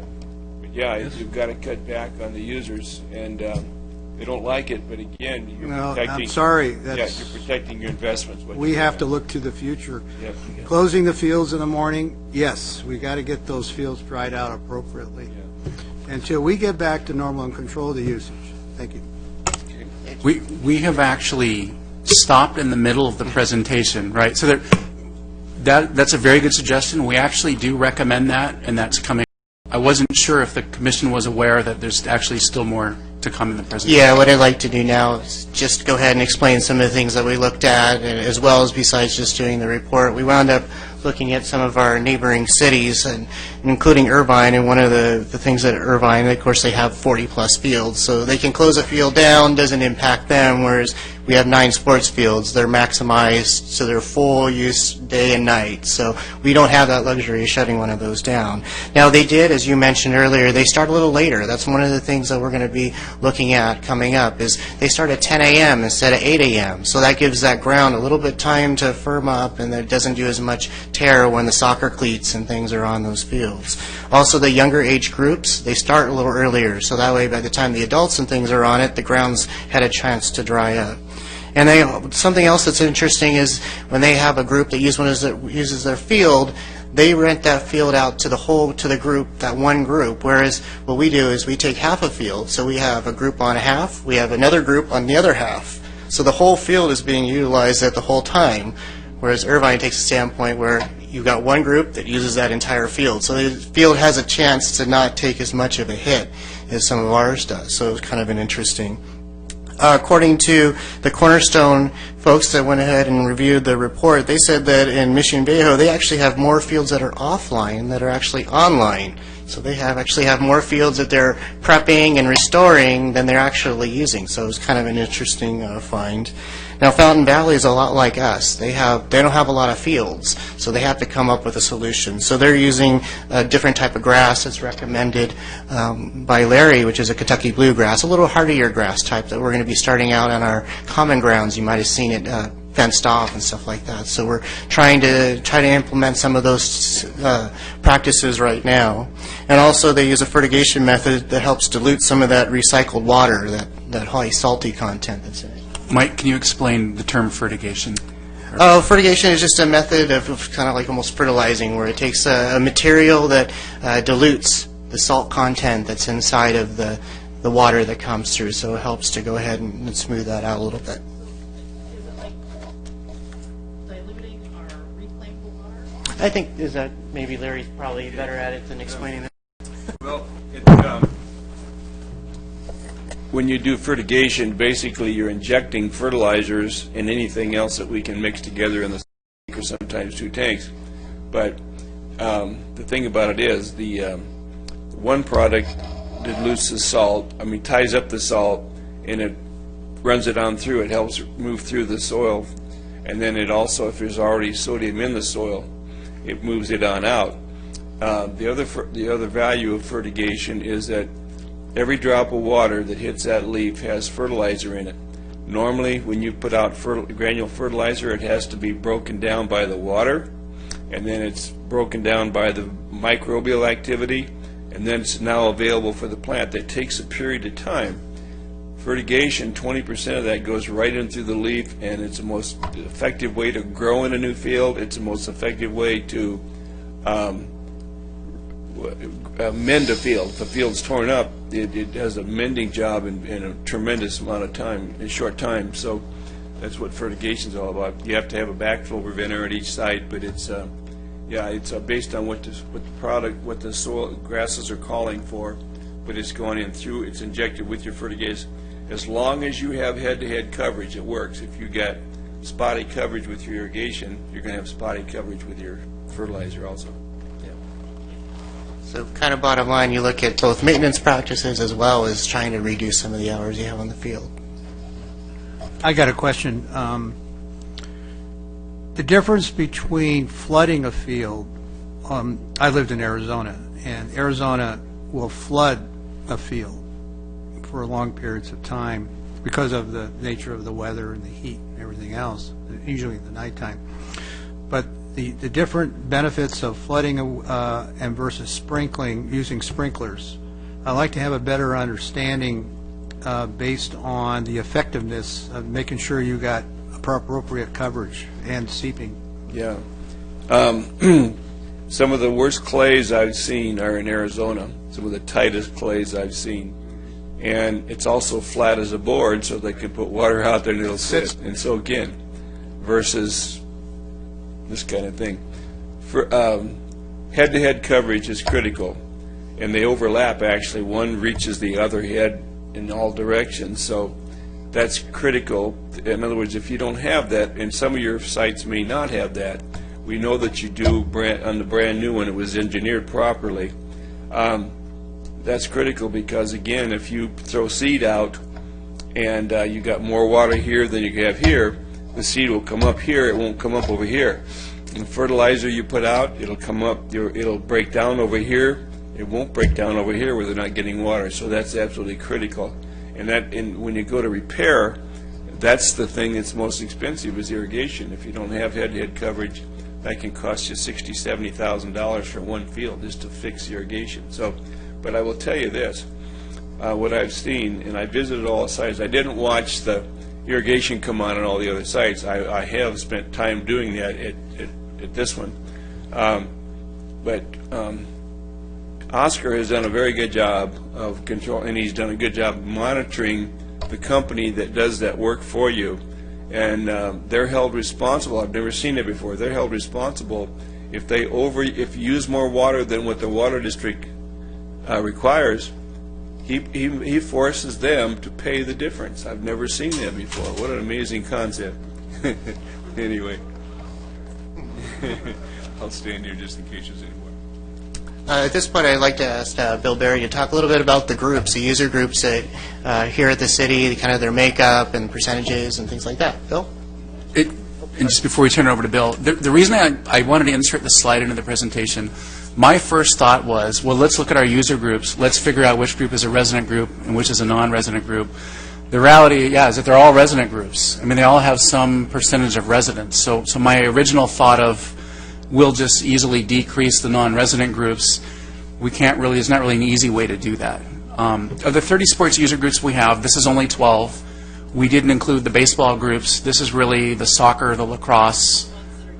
That's correct. That's correct. And we included cricket. They will be back. They're not playing right now, but they'll likely be back after November. But that's why I included this slide. And Bill, I'm not sure if you want to add anything. I think you got it. Okay.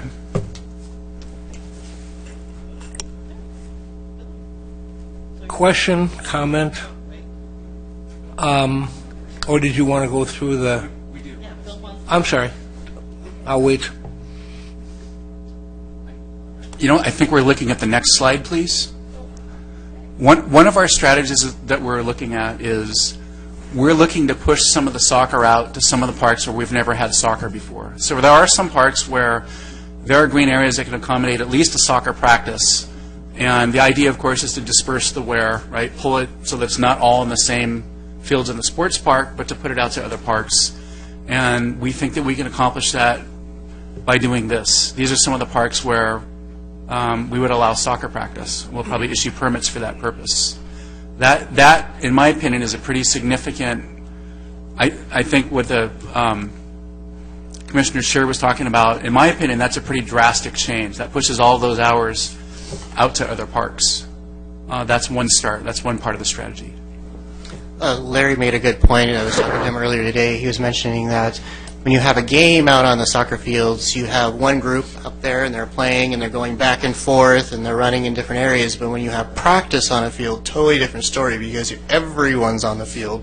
Everyone's practicing all at the same time. So the practice actually has more wear and tear than just the playing an actual game does. And if you think during the week, mostly during the week is all of our practice times, and then usually on the weekend are all the games, it's a significant wear actually during the week just with practice, and I thought that was rather interesting.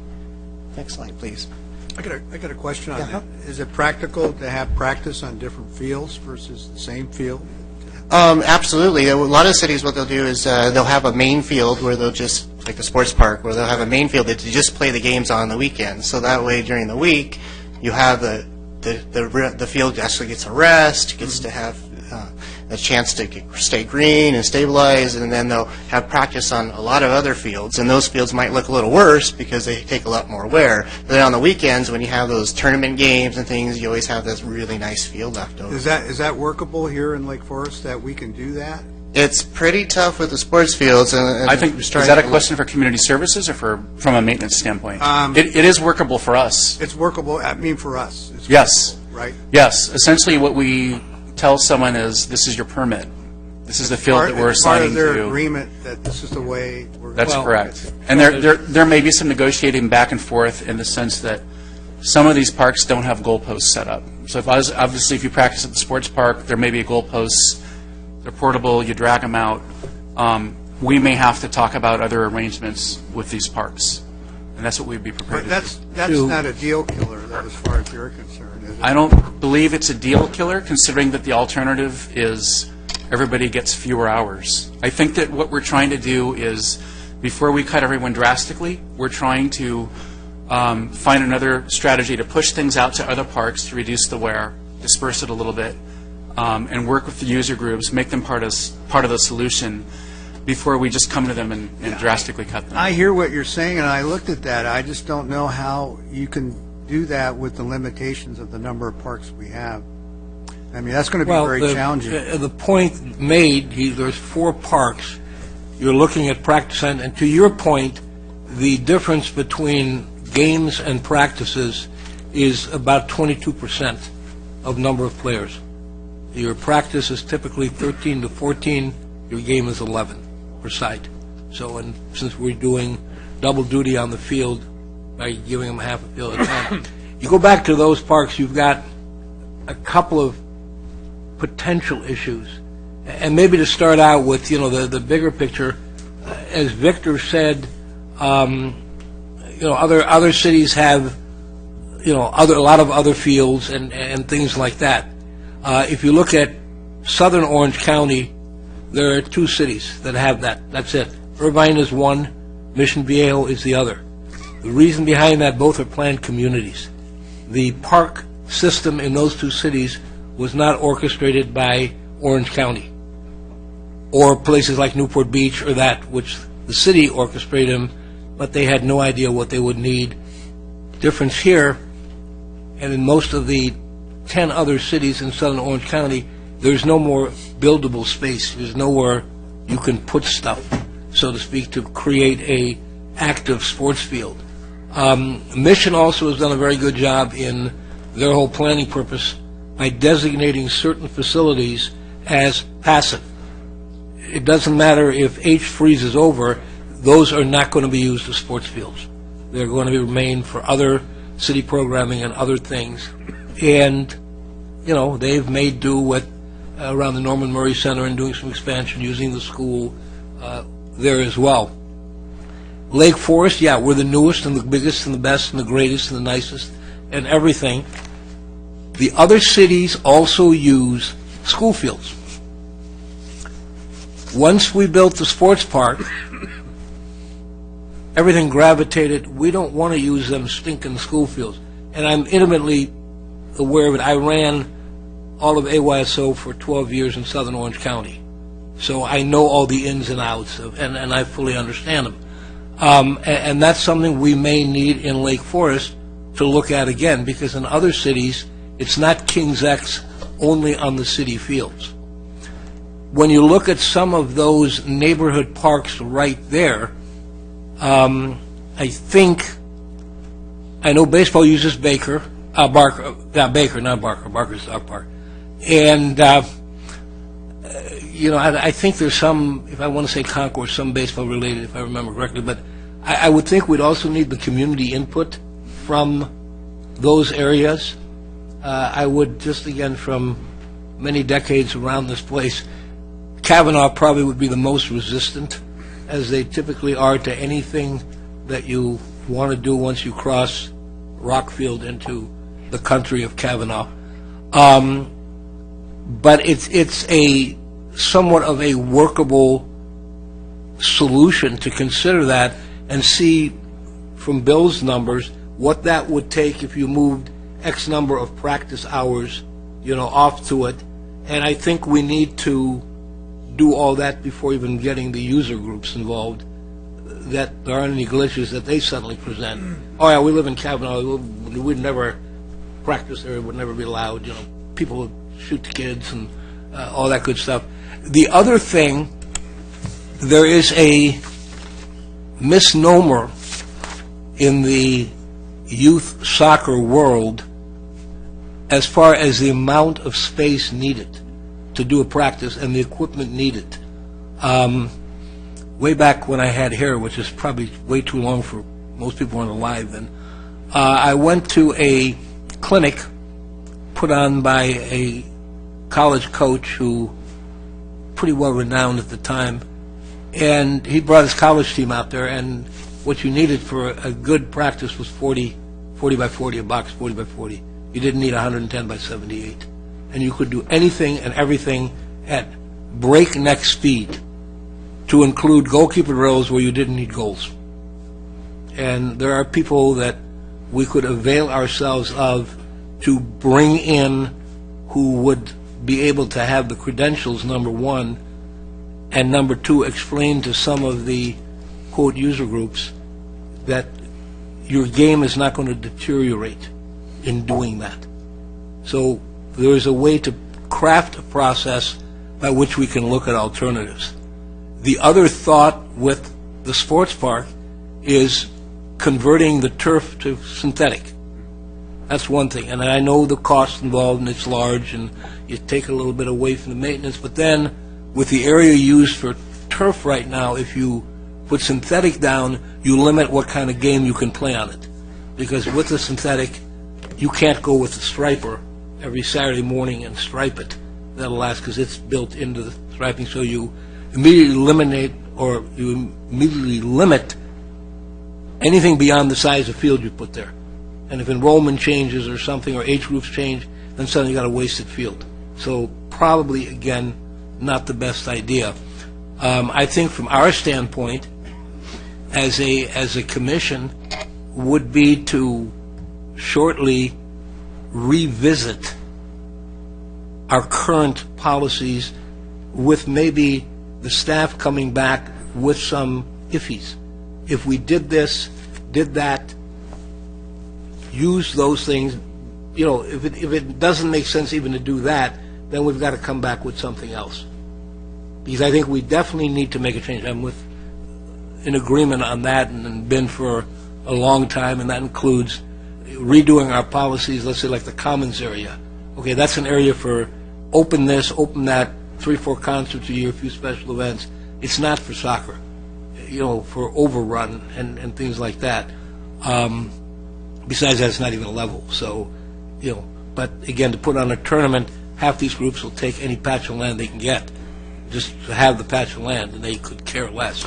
But the good news for them, and your point, in the middle of August comes along this tournament, right during the time the field should be resting, okay? That tournament started in Mission Viejo sometime back. I was telling Scott earlier today, it now encompasses fields from San Clemente to Huntington Beach. It's grown to over 400 teams that are in that tournament, which tells you how many fields each city has, not that many compared to, let's say, in Irvine. And unfortunately, most of the cities have given in. Sure. And I don't think the revenue recovery is that big if we were to lose a tournament or, to make a difference in the condition of the field. And then typically what happens in those cities, the fall user group, the prime user group, gets the fields already somewhat torn up. And it's a losing battle because by the end of September, the fields are trashed. So I think there's a point where this city, has to say no, and we can give all those groups, if it comes down to some bad news, there's hope. Right up in Irvine, there's hope. Because they're going to be building a fairly large soccer complex. And the great park, it might be a big park, not a great park. Because I was on the original committee for soccer with it, and they were going to have a 144-field soccer complex, which never happened once the developers came in. But they're still going to have about 40-some fields on the blueprints for that complex. So, teams can look up there. I think we need to preserve our park, our site, for the benefit of all the residents in Lake Forest. People who right now, like I mentioned before, with the neighborhood park thing, they feel kind of lost because going up there, especially on a weekend, is like an impossibility. Because there's no parking, it's overrun and things like that. So what I think your report does, and thank you for it, and the supporting report and data to it, it just really reaffirms a decision that needs to be made, or at least needs to be recommended from us, then hopefully supported by the council, because just saying more and more, that's not the answer. It's going to be so expensive that the user fees are going to create the solution, because people say, well, we don't want to pay those kind of user fees to use those fields. And then we don't have the usage, so that's another good way of doing it. Okay, thanks. Can I, I'm sorry, before I move on, I just want to clarify what I thought I heard. So you're recommending that we come back to the commission and review policies such as the policy regarding the use of the commons, field allocation policies, the number of tournaments that we allocate, and user fees, things like that, and perhaps the Correct. strategy. And if you could throw that in there Okay. as kind of a step one solution, or a thought process to alleviate the load on the sports park without kicking people totally off of Lake Forest Fields. I mean, it may come back that may be only half feasible, and then the locals may have to go look at school fields again, like they did for many, many years. They used school fields. Okay, all right. So, Victor, you want to? Well, I think from the beginning, the city has been very not an adversary, but very cooperative with all the user groups. And going on 5 years here at the commission, I think that's terrific that we had an amiable type of approach with a good attitude to try to meet everybody's needs as best as we can. The point that I'm making, and I'm hearing from others, is that we no longer can take that position anymore. We have to look at the overall good of the city, and the way we're operating is not in the best interest of the city, number one, and the parks. Number two, there have to be a paradigm shift in mind think that says that every open space that we have, we should be utilizing 100+%, which has been the case with any open space that we have is consumed by a variety of activities, including exhibitions and anything we want, we just fill it up. We no longer can work that way. It just doesn't make a lot of sense. And we really need to sit back and take a look at policies that, quite frankly, is not in the best interest of the city in most instances. And we need to have a much balanced approach that says, no, we're not going to turn our backs on our citizens. We certainly want to offer the services. However, it has to be done in the same way. And we have to protect the environment to make sure for the next generation. And we have to expect the user groups who have elbowed their way in, rightly so, to protect their interests. No, we no longer can operate that way. So we're coming back to the commission with, okay, here are some alternatives that we can consider, whether from a fee perspective, from a policy perspective. Ultimately, everything has to be asked one question. How is that going to right the ship to get our parks in a position where we can operate more efficiently and maintain the parks without absorbing these exorbitant maintenance costs that will continue exceeding budget significantly, because that will never end. We never will get caught up. We're adding 50,000, whatever the amount that I've been looking at, to the budget every time we exceed budget. And yet I have to compliment our staff in the maintenance side. They're doing an extraordinary job. I don't know how you do it, given the amount of usage that you've seen several times what it should be in a number of hours. No, we got to put a stop to that. And I'm very adamant about that, have been for some time. And I was looking forward to the report, which substantiates what I thought was the case and is documented, which, quite frankly, I'm glad to see from that perspective. Thank you. Thank you, Victor. Okay. Excuse me, hold on. Victor, I think one word that, and I think we can be the soothing salve on it, that it's been a very amicable approach. Right. And to a great extent, it needs to stay that way. Absolutely. As opposed to getting adversarial. And I think the way you do that is the fact that whether or not these user groups want to admit it, they're small businesses or larger businesses in their own right. They're still a business. We are a business. The city is a business. And if you go into corporate America, trust me, when they look at making a paradigm shift, doing whatever, they get all their ducks in a row. They have all the what-ifs that when they finally get to that point, which hopefully is in the near future, and then sit down with the customers, the manufacturer, the user groups, or whatever the delineation is, that it can be explained very logically and openly, and this is what it is, because they have to understand the reality. They don't want to play their own right on, excuse my French, crappy fields. That's the reason in this city, for instance, AYSO has come to the city, because I can't tell you, I can't remember the exact number. I think there were 13 school fields that were being used. And we added 5 fields. Okay, so there's still a differential of 8 Right.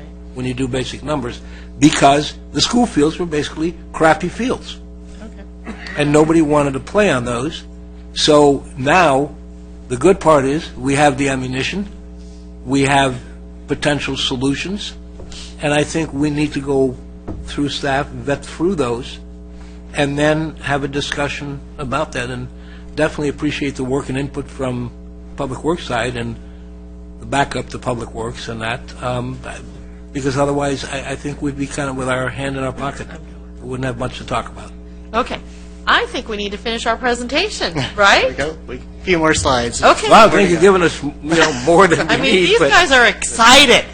yeah. So let's finish our presentation.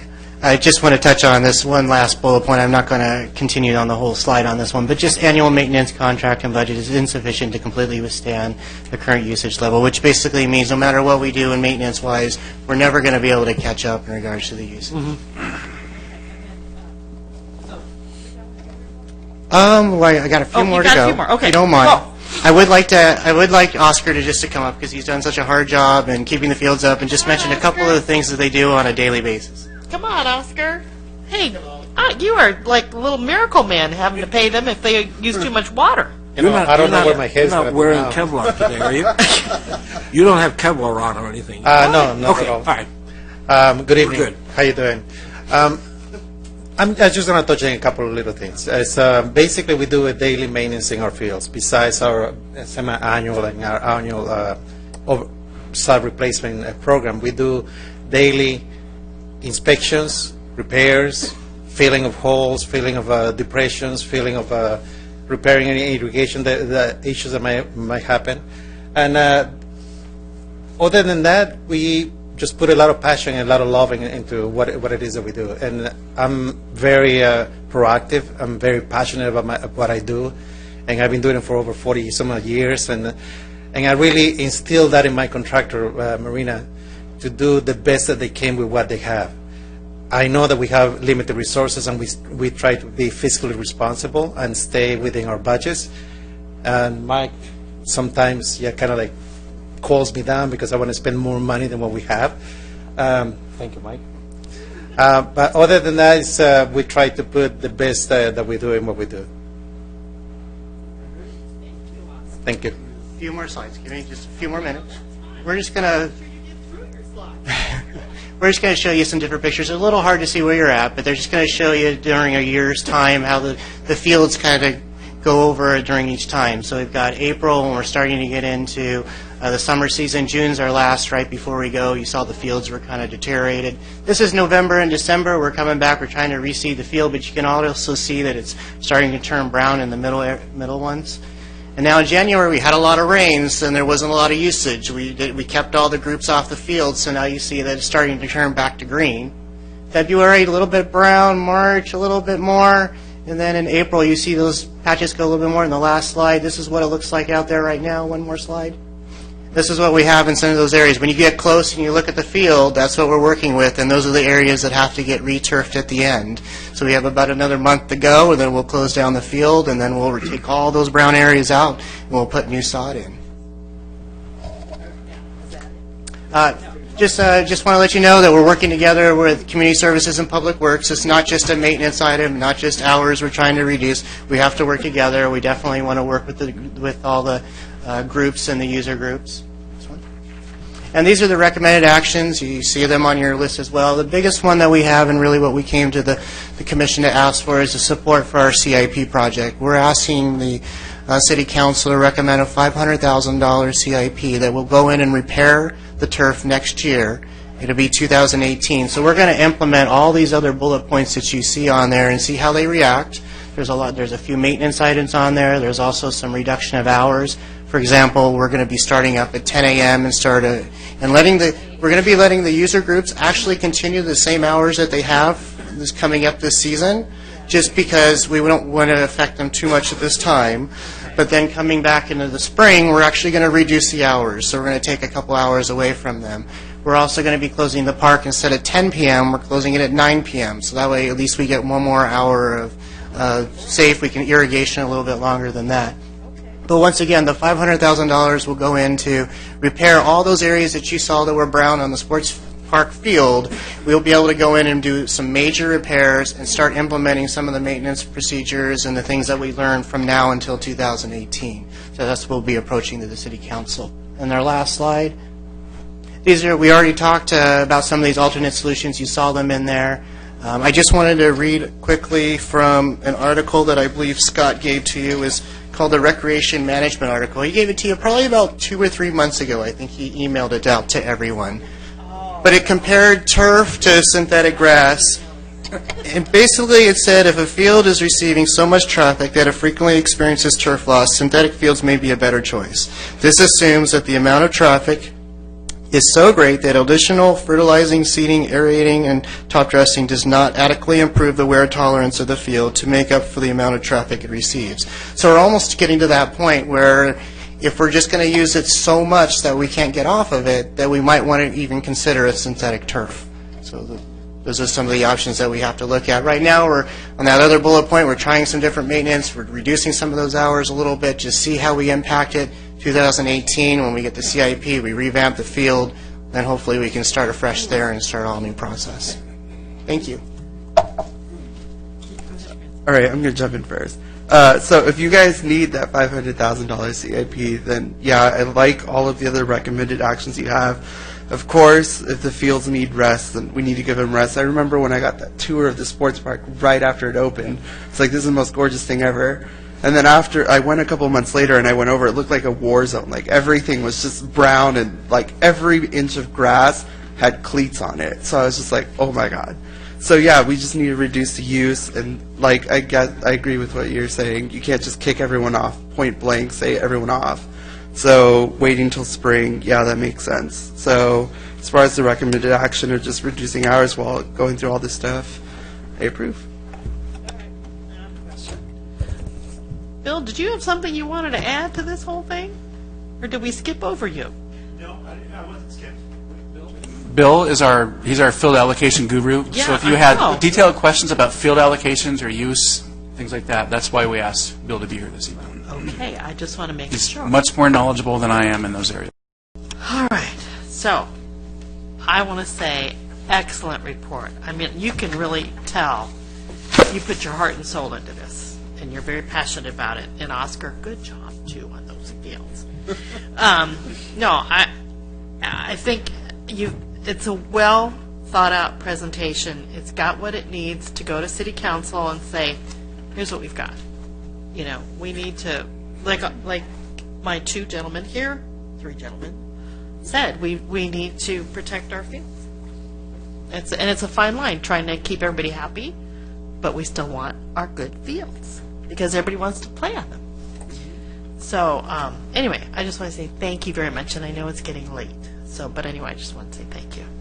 All right, Well, Jim, I hope, you are ready to go. You would agree that before he goes in the firing line, because he sits real close, he sits right over there. He needs to either have some videos of the Civil War and Sherman March to the Sea, because that's kind of what those fields look like, scorched earth.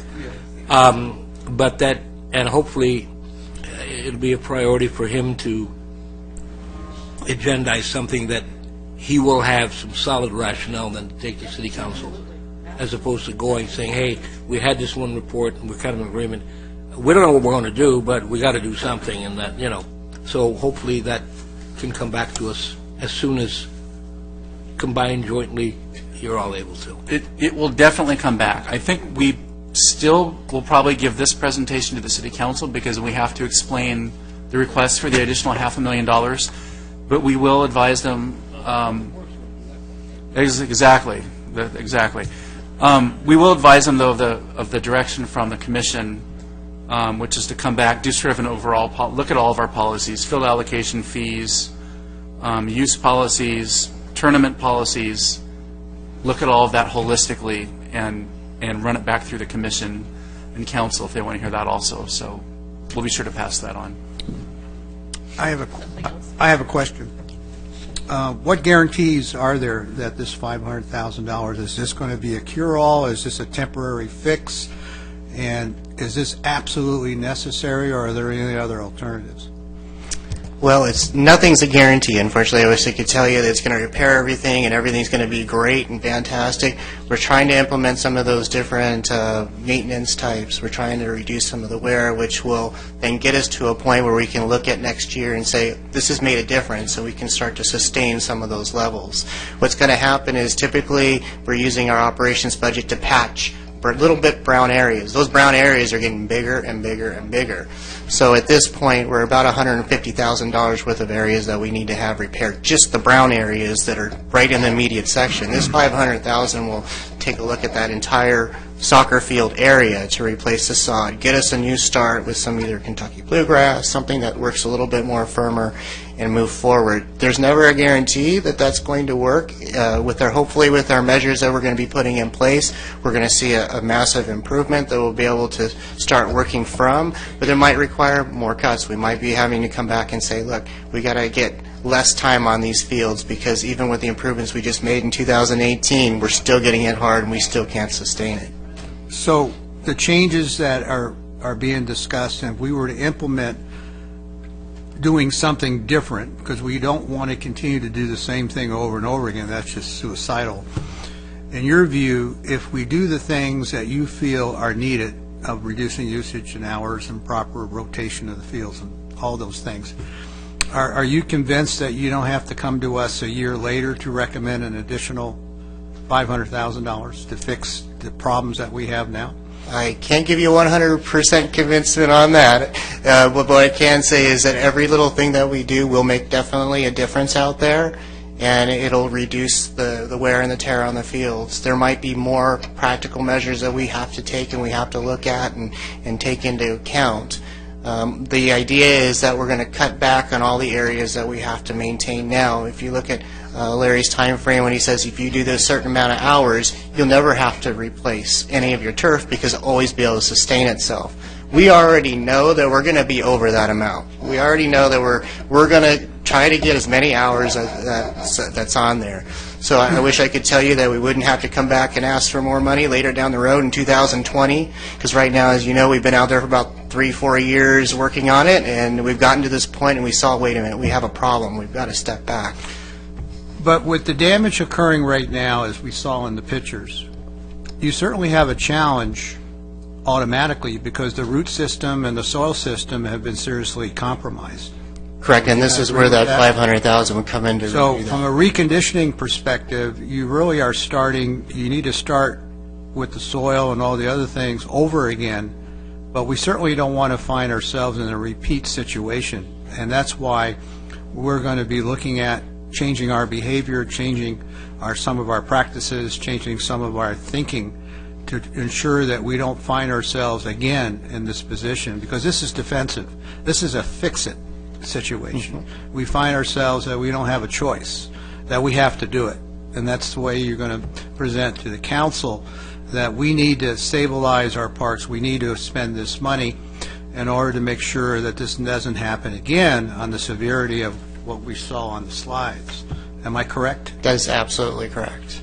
So we have a responsibility from a staffing perspective to ask ourselves, what do we need to do differently?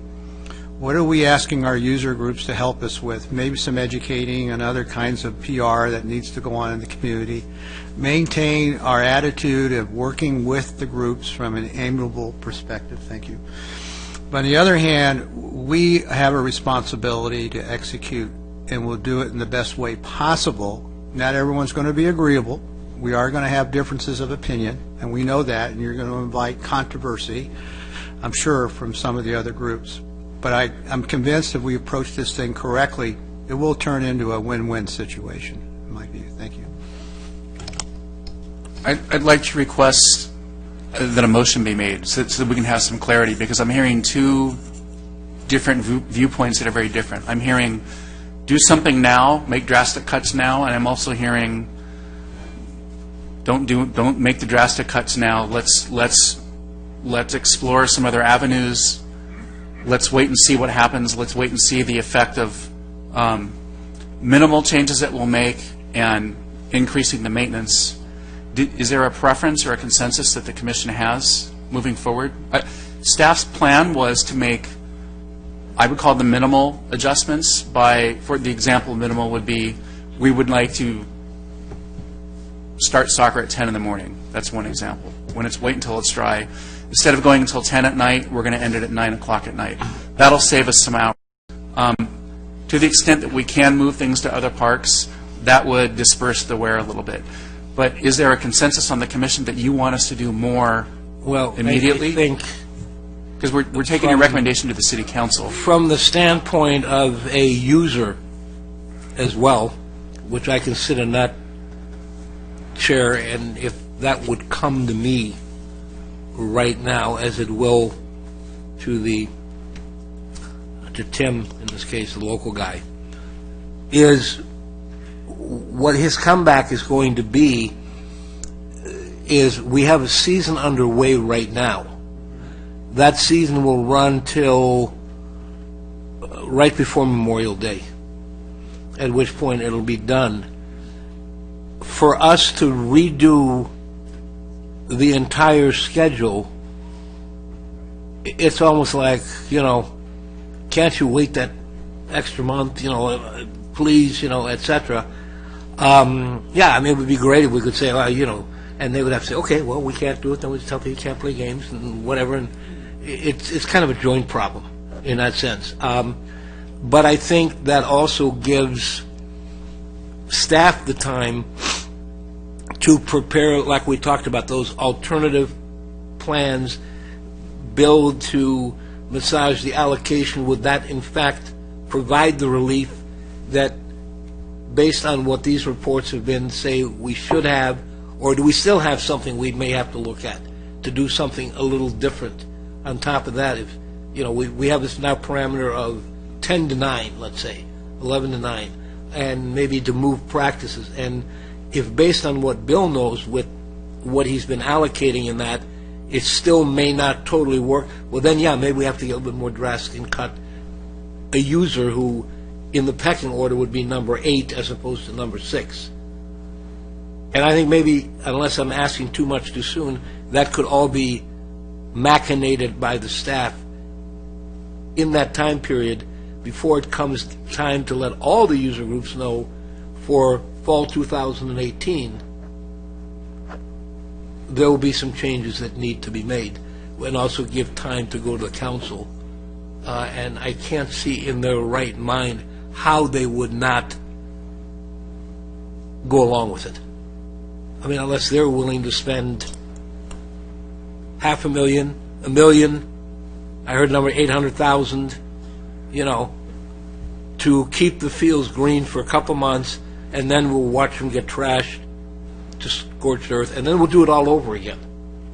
I don't think that anybody in their right mind would want to go along with So if the timeline then is to complete this comprehensive review of all of our field use policies, and that will take a while to come back and develop tiered recommendations, and in time for the fall 2018 allocation, we typically would have the allocation meeting in July. Is that right? Correct. Yeah, so... Is that enough time for you? Oh, it is. It Okay. is. That's what I was getting at. That gives us plenty of time. We can probably have it done before that. So Okay, no, it just... we can bring it back to the commission probably at the end of this year, then bring it back to the city council. That gives us time to reach out to the sports user groups. I think it include them in the conversation so that everyone moves forward at least on the same page and understanding what we're talking about. Right. Okay. Is that the... Well, hold on. Yes, that's a good motion. Okay. Fall 2017 is 2018? The commissioner said, you said 2018? You said fall 2018? I thought it was 2017 for the fall Did season. you mean for this year? Yeah, Can we work that quick? Yeah, 2017. Okay. yeah, No, but the allocation meeting takes place in July. yeah. Right. That's why I was asking, is July enough time? To- And if not, be honest and say, then we've got to... We're not going to be able to do it. I really want to push for July this year. Okay. Well, I would like to... I mean, also- I can't imagine ourselves extending it any further than this. Okay.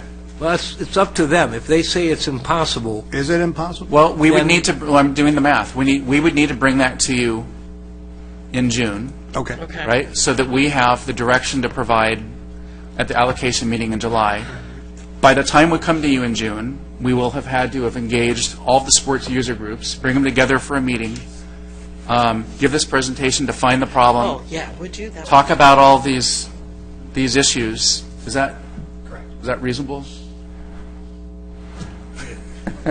Well, do you need a Okay. motion? Do you need a motion He to does that? want to Yeah. On a motion. That we will commit to that timeline. All right. I would appreciate if you could make a motion for clarity, then we can present that to the council and let them know that what you've asked us to do. Francisco wants to say something, right? Oh, you don't? I So, feel like- Okay, sorry. All right, I'll make the motion, then basically kind of recap the whole thing, that the commission would like staff to bring back, and we call it a Plan B, or an amended revised field usage / allocation. We're working towards a creative solution. Reviewing all of our policies related to field Yeah. use and user groups. Okay. Right, You need a second, right? Yes. I second. thank you. And we can discuss. And now we're going to, do we have any discussion? I think we've discussed it, but, Well, any other comments? no, we're good? Okay. So you want to restate the motion again, just to make sure it's, Carol, would you read it back for them? read it back? The sooner the better. Commission would like staff to bring back an amended field usage report. Okay. Focusing on field use policies, allocation policies, and tournament policies, and the fee structure. There you go. And there's a timeline in that motion, correct? Yeah, for Yeah. June, to bring back. To Of this year? To bring this back to the commission by June June, 2017, when in June? I mean, this June? so that changes can be implemented for the fall sports season of 2017. Okay, all right. That was a mouthful. That is a mouthful. And Scott, I'm sorry, do we also need support of the commission in going to the city council, correct? Does that need to be a motion? That's what I think. That's a separate motion. I don't know that it needs to be a motion. Would you like that? Okay. Want to make sure. Okay, we're- I think so. Let's have one motion at a time, please. Okay? So we have a Vote. motion on the floor, Okay, and it's seconded. and it was seconded, so can we please Vote. vote? Thank you. Yes. All right, thank you. At least I know how to do that. All right, and green. Green? Oh, and now we need a second. You would like Okay. an additional, Second motion would Requesting be a motion. what? to bring the To support Public the Works. request, Support the request, which is the minimum, which is not going to have a huge effect on the user group, so we can right, easily just to implement. bring the presentation to the city council.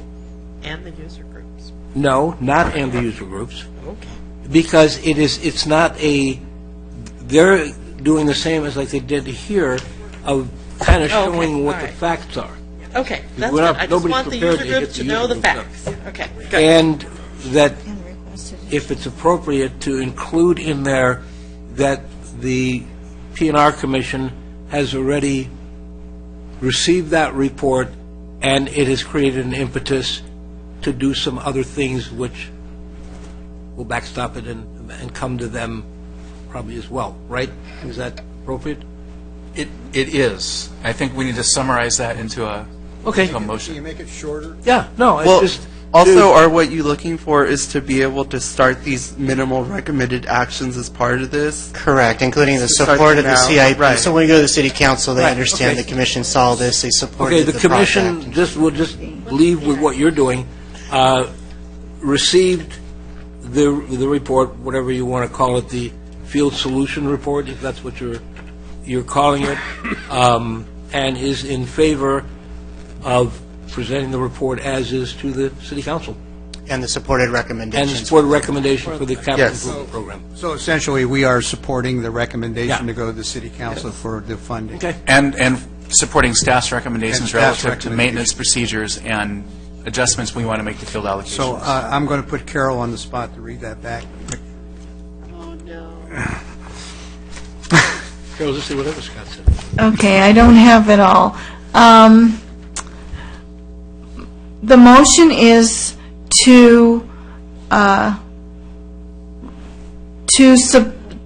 recommend to receive field report, and commission is in favor of taking the report as is to the city council and supports the CIP recommendations, CIP expenditure recommendation. expenditure recommendations. Recommended actions. All right, if that's it, then I second. Okay. do we have, I think we've discussed it. Yep. Yep, we have a second. We have discussed it. And we're going for a vote. We're going for a vote? Okay, go. Done.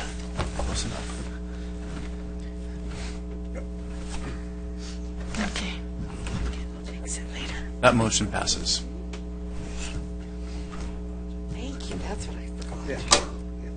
Mike, gentlemen, thank you very much for the great report. Yes. And for all your hard work on the Coming field. tonight and Thank you. hanging out with us. Did you have some cookies? Thank you, gentlemen. Thank you. Okay. All right. Woo! Do they need a potty break? Are we ready for a recreation report? I'm just receiving the file. You're like, sure. Okay. Yeah. Let's keep it rolling, huh? Good evening. Hello. To be continued. So for the month of March, we started right at the beginning of March with March 11th with the second annual Pet Expo. So we partnered with the county once again. The city had a little bit more input this time, and I was privileged to lead the charge with that event. So partnering with the county and also with April Josephson with her new rescue group in Lake Forest. The three of us worked together to bring over 100 nonprofit and vendor booths to the city at the Commons area. It was a very successful event. Actually, we were pleasantly surprised to see how many people actually came through the event at the Commons area in the sports park. We also had not only many adoptable animals, we had dogs, cats, we had some guinea pigs and hamsters, reptiles, all kinds of good stuff. Yeah, we had a great turnout. Nice little demonstration from Wags and Wiggles. They did the Frisbee demonstrations and the agility demonstrations, so that was nice for some of the family members to see as well, and not just going around to the vendor booths. So we did have a lot of satisfied rescue groups along with the vendors who sold some of their materials and things like that. We also had a lot of educational groups that had a lot of information to pass out and gain some more prospective clients. Also, I would like to talk about Kids Factory. Kids Factory, I was really pleased to see that they're up to 942 registered participants. Our goal for them was 840, so they've surpassed that by over 100. So that's really good for them, even with the fees being assessed for that, even in our tougher areas like the Gates and Olivewood. They're still getting the large attendance, and even with just having our minimum days the last couple months with spring break and those days of being out, we still had great attendance. I was just going to highlight a couple areas before I turn it over to Vicki. Don't forget, on Saturday we have our pickleball demonstration, so come out and see that. We have 25 registered participants with a longer list of people on the waiting list, so I'm expecting those people to attend as well, just to be observers. This will be at Pittsford, Saturday from 10 to 12, so that's exciting. On May 5th, we have another preschool parties. Our preschool parties have been selling out month after month. The themed parties, they're absolutely super cute. We're doing Moana, so that's great for the little girls, but some of the boys might get excited as well. May 6th, we're going to have another one of our open houses, which will be our transition to our summer program. So we're going to have some demonstrations from our instructors and talk about the upcoming events and the programs that we will have for summer, so that's great. May 13th, we have our Elisa Creek cleanup. So that's always lots of fun to see our volunteers out there, our younger groups, Girl Scout troops, things like that like to help out and clean up our area. May 16th, we have our summer registration already. It's right around the corner, less than a month from now. And May 20th, we have been working with El Toro High School to do their Prelude in the park. That will be this year at Pittsford Park.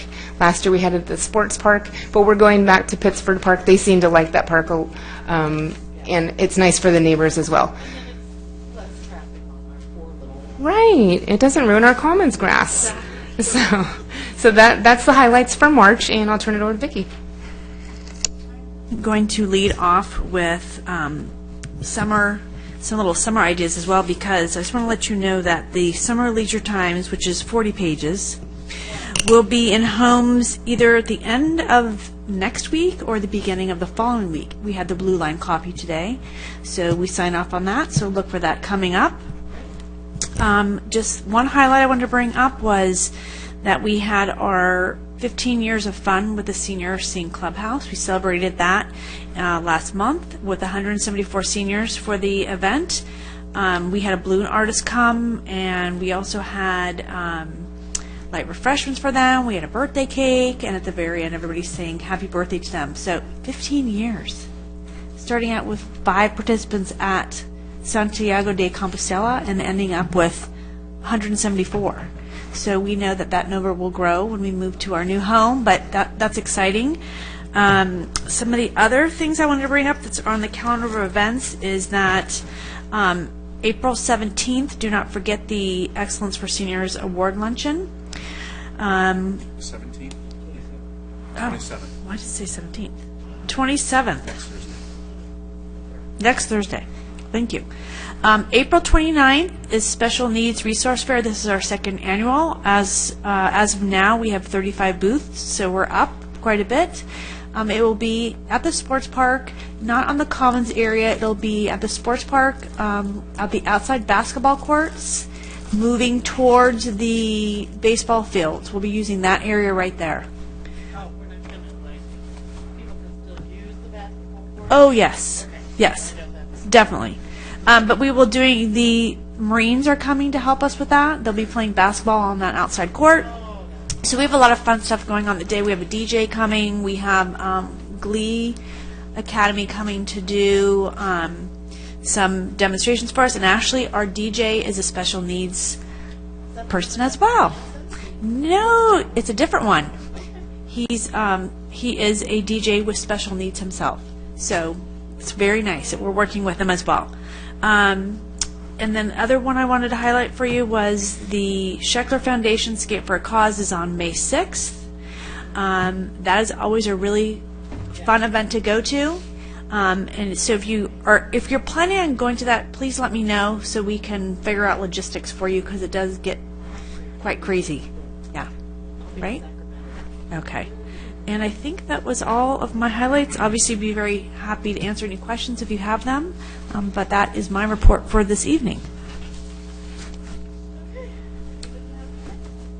On the recreational port, I noticed with pleasure the number of people that participate in the music programs. I saw the attendance very strong there. Can you tell me a little bit about what is making that program so successful?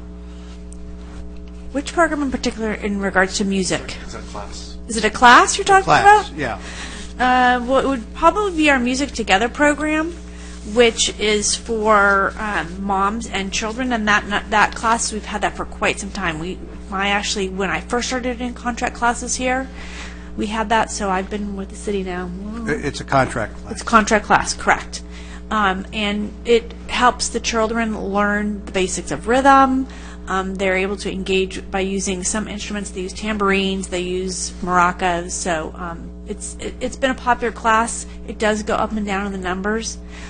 So we're obviously seeing some Very strong participation. Some stronger, newer people coming. Yeah, the trends have been very strong for that type of program. Do you see the contract classes growing more yes. as a percentage of your program? They've grown since we've left this facility quite a bit. I'd say at least 30 to 40%. Wow. But That's I think impressive. at this point, we're probably at capacity due to staffing limitations and just And the room, capacity and of the rooms. room limitations. Oh, you'll never have enough staff. I mean, the demand exactly. is just so strong. Right.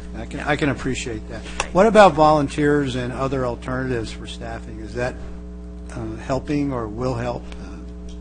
I think when we don't use volunteers a lot now. One of the things about volunteers is that they require a lot of training and a lot of supervision. Yeah. So we don't have. Some cities have a volunteer coordinator where that's someone's full-time job is to work with them and place them and follow up. We don't really have that. So most of our volunteers tend to be confined to the senior center. When we move to the new center, that will likely grow. I would think we would get more volunteers there.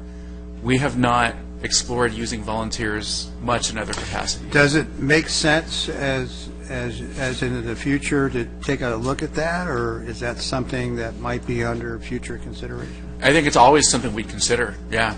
I mean, I'm not sure how workable it is for our city or not compared to other cities, but. In our current configuration, we don't have a volunteer coordinator, so it's difficult to do that. We can accommodate a few volunteers here and there for certain Would things. it be possible to consider a part-time, some type of arrangement? A volunteer. I don't know how council would prioritize that as far as our staffing requests. Staffing request. What about a volunteer to step in to do some of that type of work? A volunteer coordinator? Volunteer? Sure, if we can find someone who's committed. But the thing about volunteers is that it's like having staff, in that you need someone who's going to be consistent, who's going to be there, who's going to offer the appropriate level of training and supervision. Is there precedent for that in the city to do it that way, or? We have not done that here. There may be other cities that have something like that. Well, maybe it's not something that would be practical. I'm just asking questions. I'm not looking at that right now because I think there are other priorities right now. Other priorities. With moving the growth in the programs that we expect and moving to the new civic center and trying to get our field allocations under control. I think we have a... Well, I was just thinking in terms of if staffing is an issue, that could there be alternatives to backfill? But you're saying that the amount of time it would take would be just like having a staff member. It would. And Yeah. I think the level of staffing that we would like to have, is not something that we can really achieve through volunteers. It's a higher level of, I think, more specialized training and experience. Okay, that makes sense. I was just curious. It's a good question, though. Yeah. Okay. I think to add to that, if you were to consider it, and from what I remember, we really haven't, with the exception like the Stars and that, done a lot of volunteer type thing. And every city is somewhat, as Victor said, somewhat different. That would be a call to the city attorney to see what the position is related to liability issues potentially. Right. If they, would indemnify, city policy may would not do it, then it's kind of a scary thing to do. Other cities, they may, so that's always kind of a caution when using volunteers for certain duties, for whatever it's worth. Thank you. I forgot where we're at. Oh, any other comments from Vicki? Questions? I think. All right, what's next? Oh, no. Month, will you, Laura, be giving us some feedback on the new, how do we want to say it, out-of-the-country recreation programs? Based on, never mind, okay. Director's report? I have two brief items. One is status update on Village Pond Park. Notice to proceed was issued. They started. Contractor was on site on Monday. All of the waterfowl have been relocated. Mostly relocated to a rehabilitation center up in Tehachapi, and from there they get adopted. And my understanding is that before the birds had even arrived, the center had found adoptive homes for most of them. People that have ranches and farms and have land like to have pets. Yeah. So the next step will be as the pond is slowly drained. As the pond is slowly drained, the contractor will be out there essentially catching the turtles and the fish. The turtles we know are going to go to the Southern California Turtle and Tortoise Club. They operate a facility. They have likewise already found adoptive homes for a lot of the turtles. The fish will likely, the instructions issued by the Department of Fish and Wildlife really depend on what they catch, what they find in there. Based on the experience of the wildlife biologist and doing this in other jurisdictions, she's fairly certain that she's going to be required to keep all of the fish alive in aerated tanks on site for the duration of the project, and then reintroduce them back into the lake at the conclusion of the project. That's how game fish are usually treated. If they find things like ornamental fish, like koi, things like that, those actually can be relocated. So that's, well, we're guessing that they are, right? It depends on, right, what they find. It's out there, right? Right. Electricity, water, exactly. Okay, all right. Next thing. Oh, the next update, I wanted to announce, wasn't sure if everyone was aware, we did a recruitment, an internal recruitment to replace Brenda. Brenda's irreplaceable, but we found someone who's going to do a fantastic job, Karen Rice. And you all probably know Karen. Karen already works in the senior programs, and she's had her fingerprints on the programs, all of the programs, for years. So we're excited to make that announcement. So she's a supervisor, is that correct? That's correct. She is a recreation supervisor. Reporting to, Vicki. Correct. Vicki oversees senior programs. Okay. Well, that's wonderful. Thank you. All right, let's get on to commissioner comments. Let's start with Victor. well, I kind of exhausted myself here on comments during the previous agenda. Well, no, that's not true. Not true at all. I'm teasing. An upcoming event at Heritage Hill Historical Park. We have a fiesta event coming up.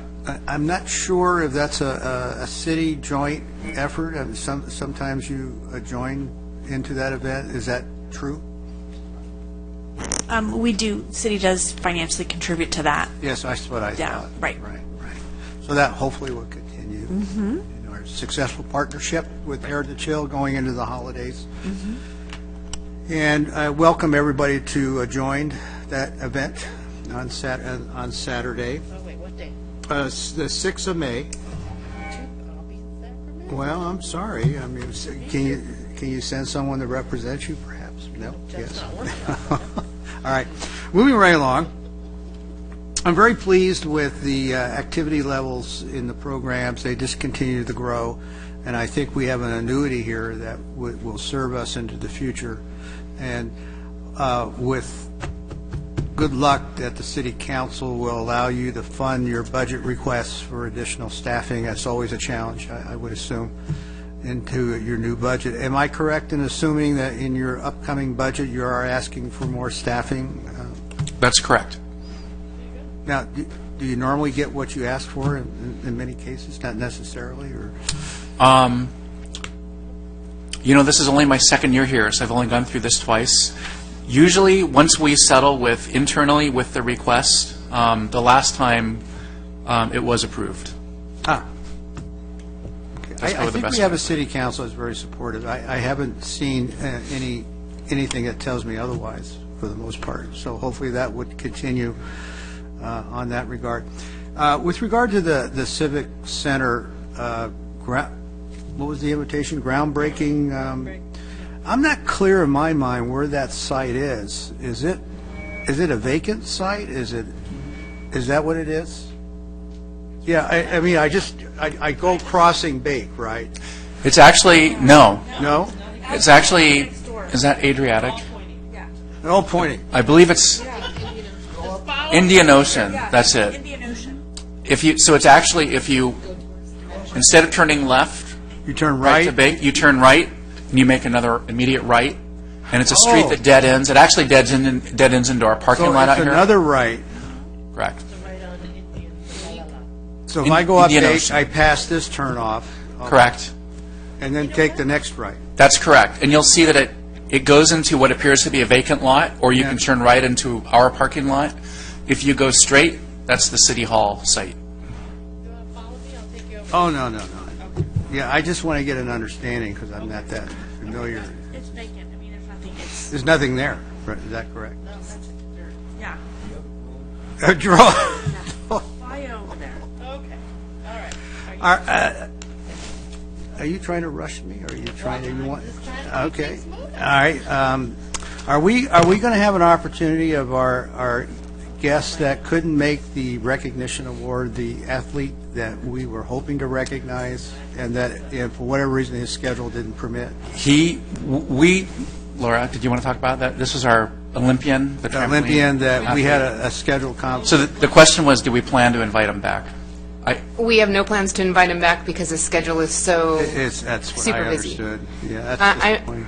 well, for a little side note, I'm going to try to invite him to be a participant in the parade. Oh, fantastic. So that's as close as we'll get to him if you're looking for autographs. Oh, that'd be great, yeah. I always like that idea of recognizing someone with accomplishment in our city. So, now, we have a recognition activity coming up at the end of the month to a volunteer I'd like to make a commercial announcement that hopefully from a commission standpoint, everyone will try their best to try to make that. How about the Jim Sachs Award? I'm talking, yeah, it's the recognition on the 27th, I believe. And hopefully, from the commission perspective, your schedules will permit you to participate, starting at 11:30, I believe. I understand in your situation. Oh, okay. Well, do the best you can. I'm not being here for at least 20 minutes. Well, and then the other activity is we have a city breakfast coming up on the 28th at 7:30 at the sports park. Again, do your best to try to see if you can make that. Well, yeah, do the best you can. And that's all I have today. Thank you. All right.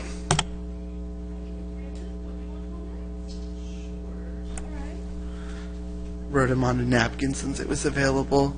It was a paper, but it's a napkin. I used it, so it's ecological. Anyways, excited for the special needs fair coming up.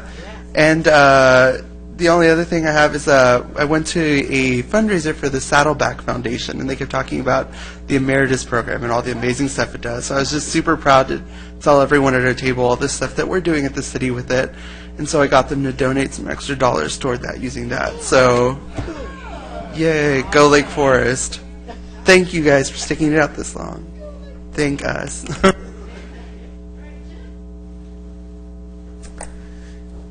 Well, I think tonight, probably one of the more productive meetings that we've had from a standpoint of some, pretty significant issues that affect us. And the other thing that I think is nice, and I don't know if we can foster to find a way to do it, is that you've got some interdepartmental relationships that are, we all kind of need each other, as opposed to they didn't fix that, so they're gunkies, or throw them under the bus for something that got missed, or whatever. I think growth and the growth opportunities the city is undertaking right now will bring challenges and more challenges, because we've got, I think, plans for every bit of free space so far, and some that may not even be free yet, but may become free, and things like that. So, I think there will be some challenges, and I think we hopefully can be a little bit creative and think outside the boxes. Obviously, there's evidence tonight in looking at some of those issues and some of the solutions, for the best of the community.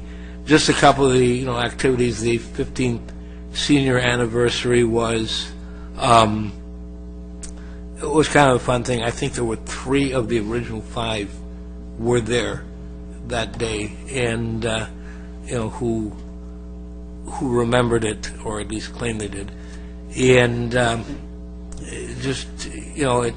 St. Patrick's Day, the holiday things with the seniors, what always amazes me is how many of them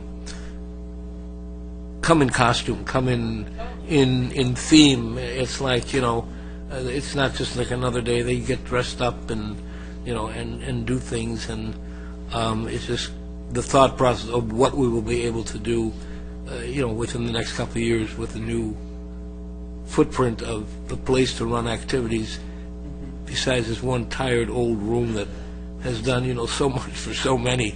They should kind of enshrine it, or put a plaque in here, and, people can look in through the windows, and each window can have a different plaque.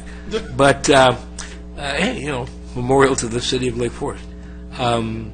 Anyway, it's probably, in the long time I've had the pleasure and privilege of doing this, looks like there's probably more things, on our plate than when the sports park was just the big thing in that. And, it's, everybody hopefully can contribute and can do their best. And, I say I look forward to it. And, again, thanks to staff for the always really, really cool job. And a 40-page Leisure Times is that the record now? Okay, because I remember the last one was 36, and I remember the first time when the Leisure Times was 4 pages. It folded over. That was the Leisure Times. And, yeah, we've sure come a long way and can be very, very proud of it. Okay. I'm going to give you my CPRS Conference and Expo report. Finally. I didn't get to do it last year, but it's going to be short. Tuesday was that park tour. Visited 4 parks. One was an inclusive neighborhood park.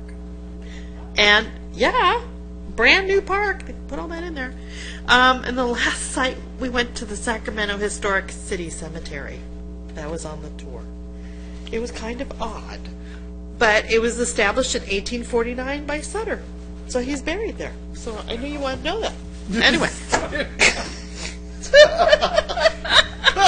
Anyway. So. And that was a park? No, it's not a park. It's a cemetery, but they put it on the park tour. CPRS is getting all time low. I know. Anyway, so Wednesday, general session, I did the state capitol rally, did the expo, went to time management. I think Bill was there too. I went to a different one. Anyway, so I did wellness, today, tomorrow, and the future, best of the award showcase. Thursday, I did where I already gave you my thing on the inclusion matters. Went to meetings, expo, and then Tustin won Commissioner of the Year, or Commission of the Year. And Friday was very interesting. They had a gal speak on conversations that matter. So there you go. How brief is that? Is that good or what? And next month I'll bring our little tchotchkes. Okay? I know you've been waiting for that. But what happened was I mailed some to the house, and I literally just got them.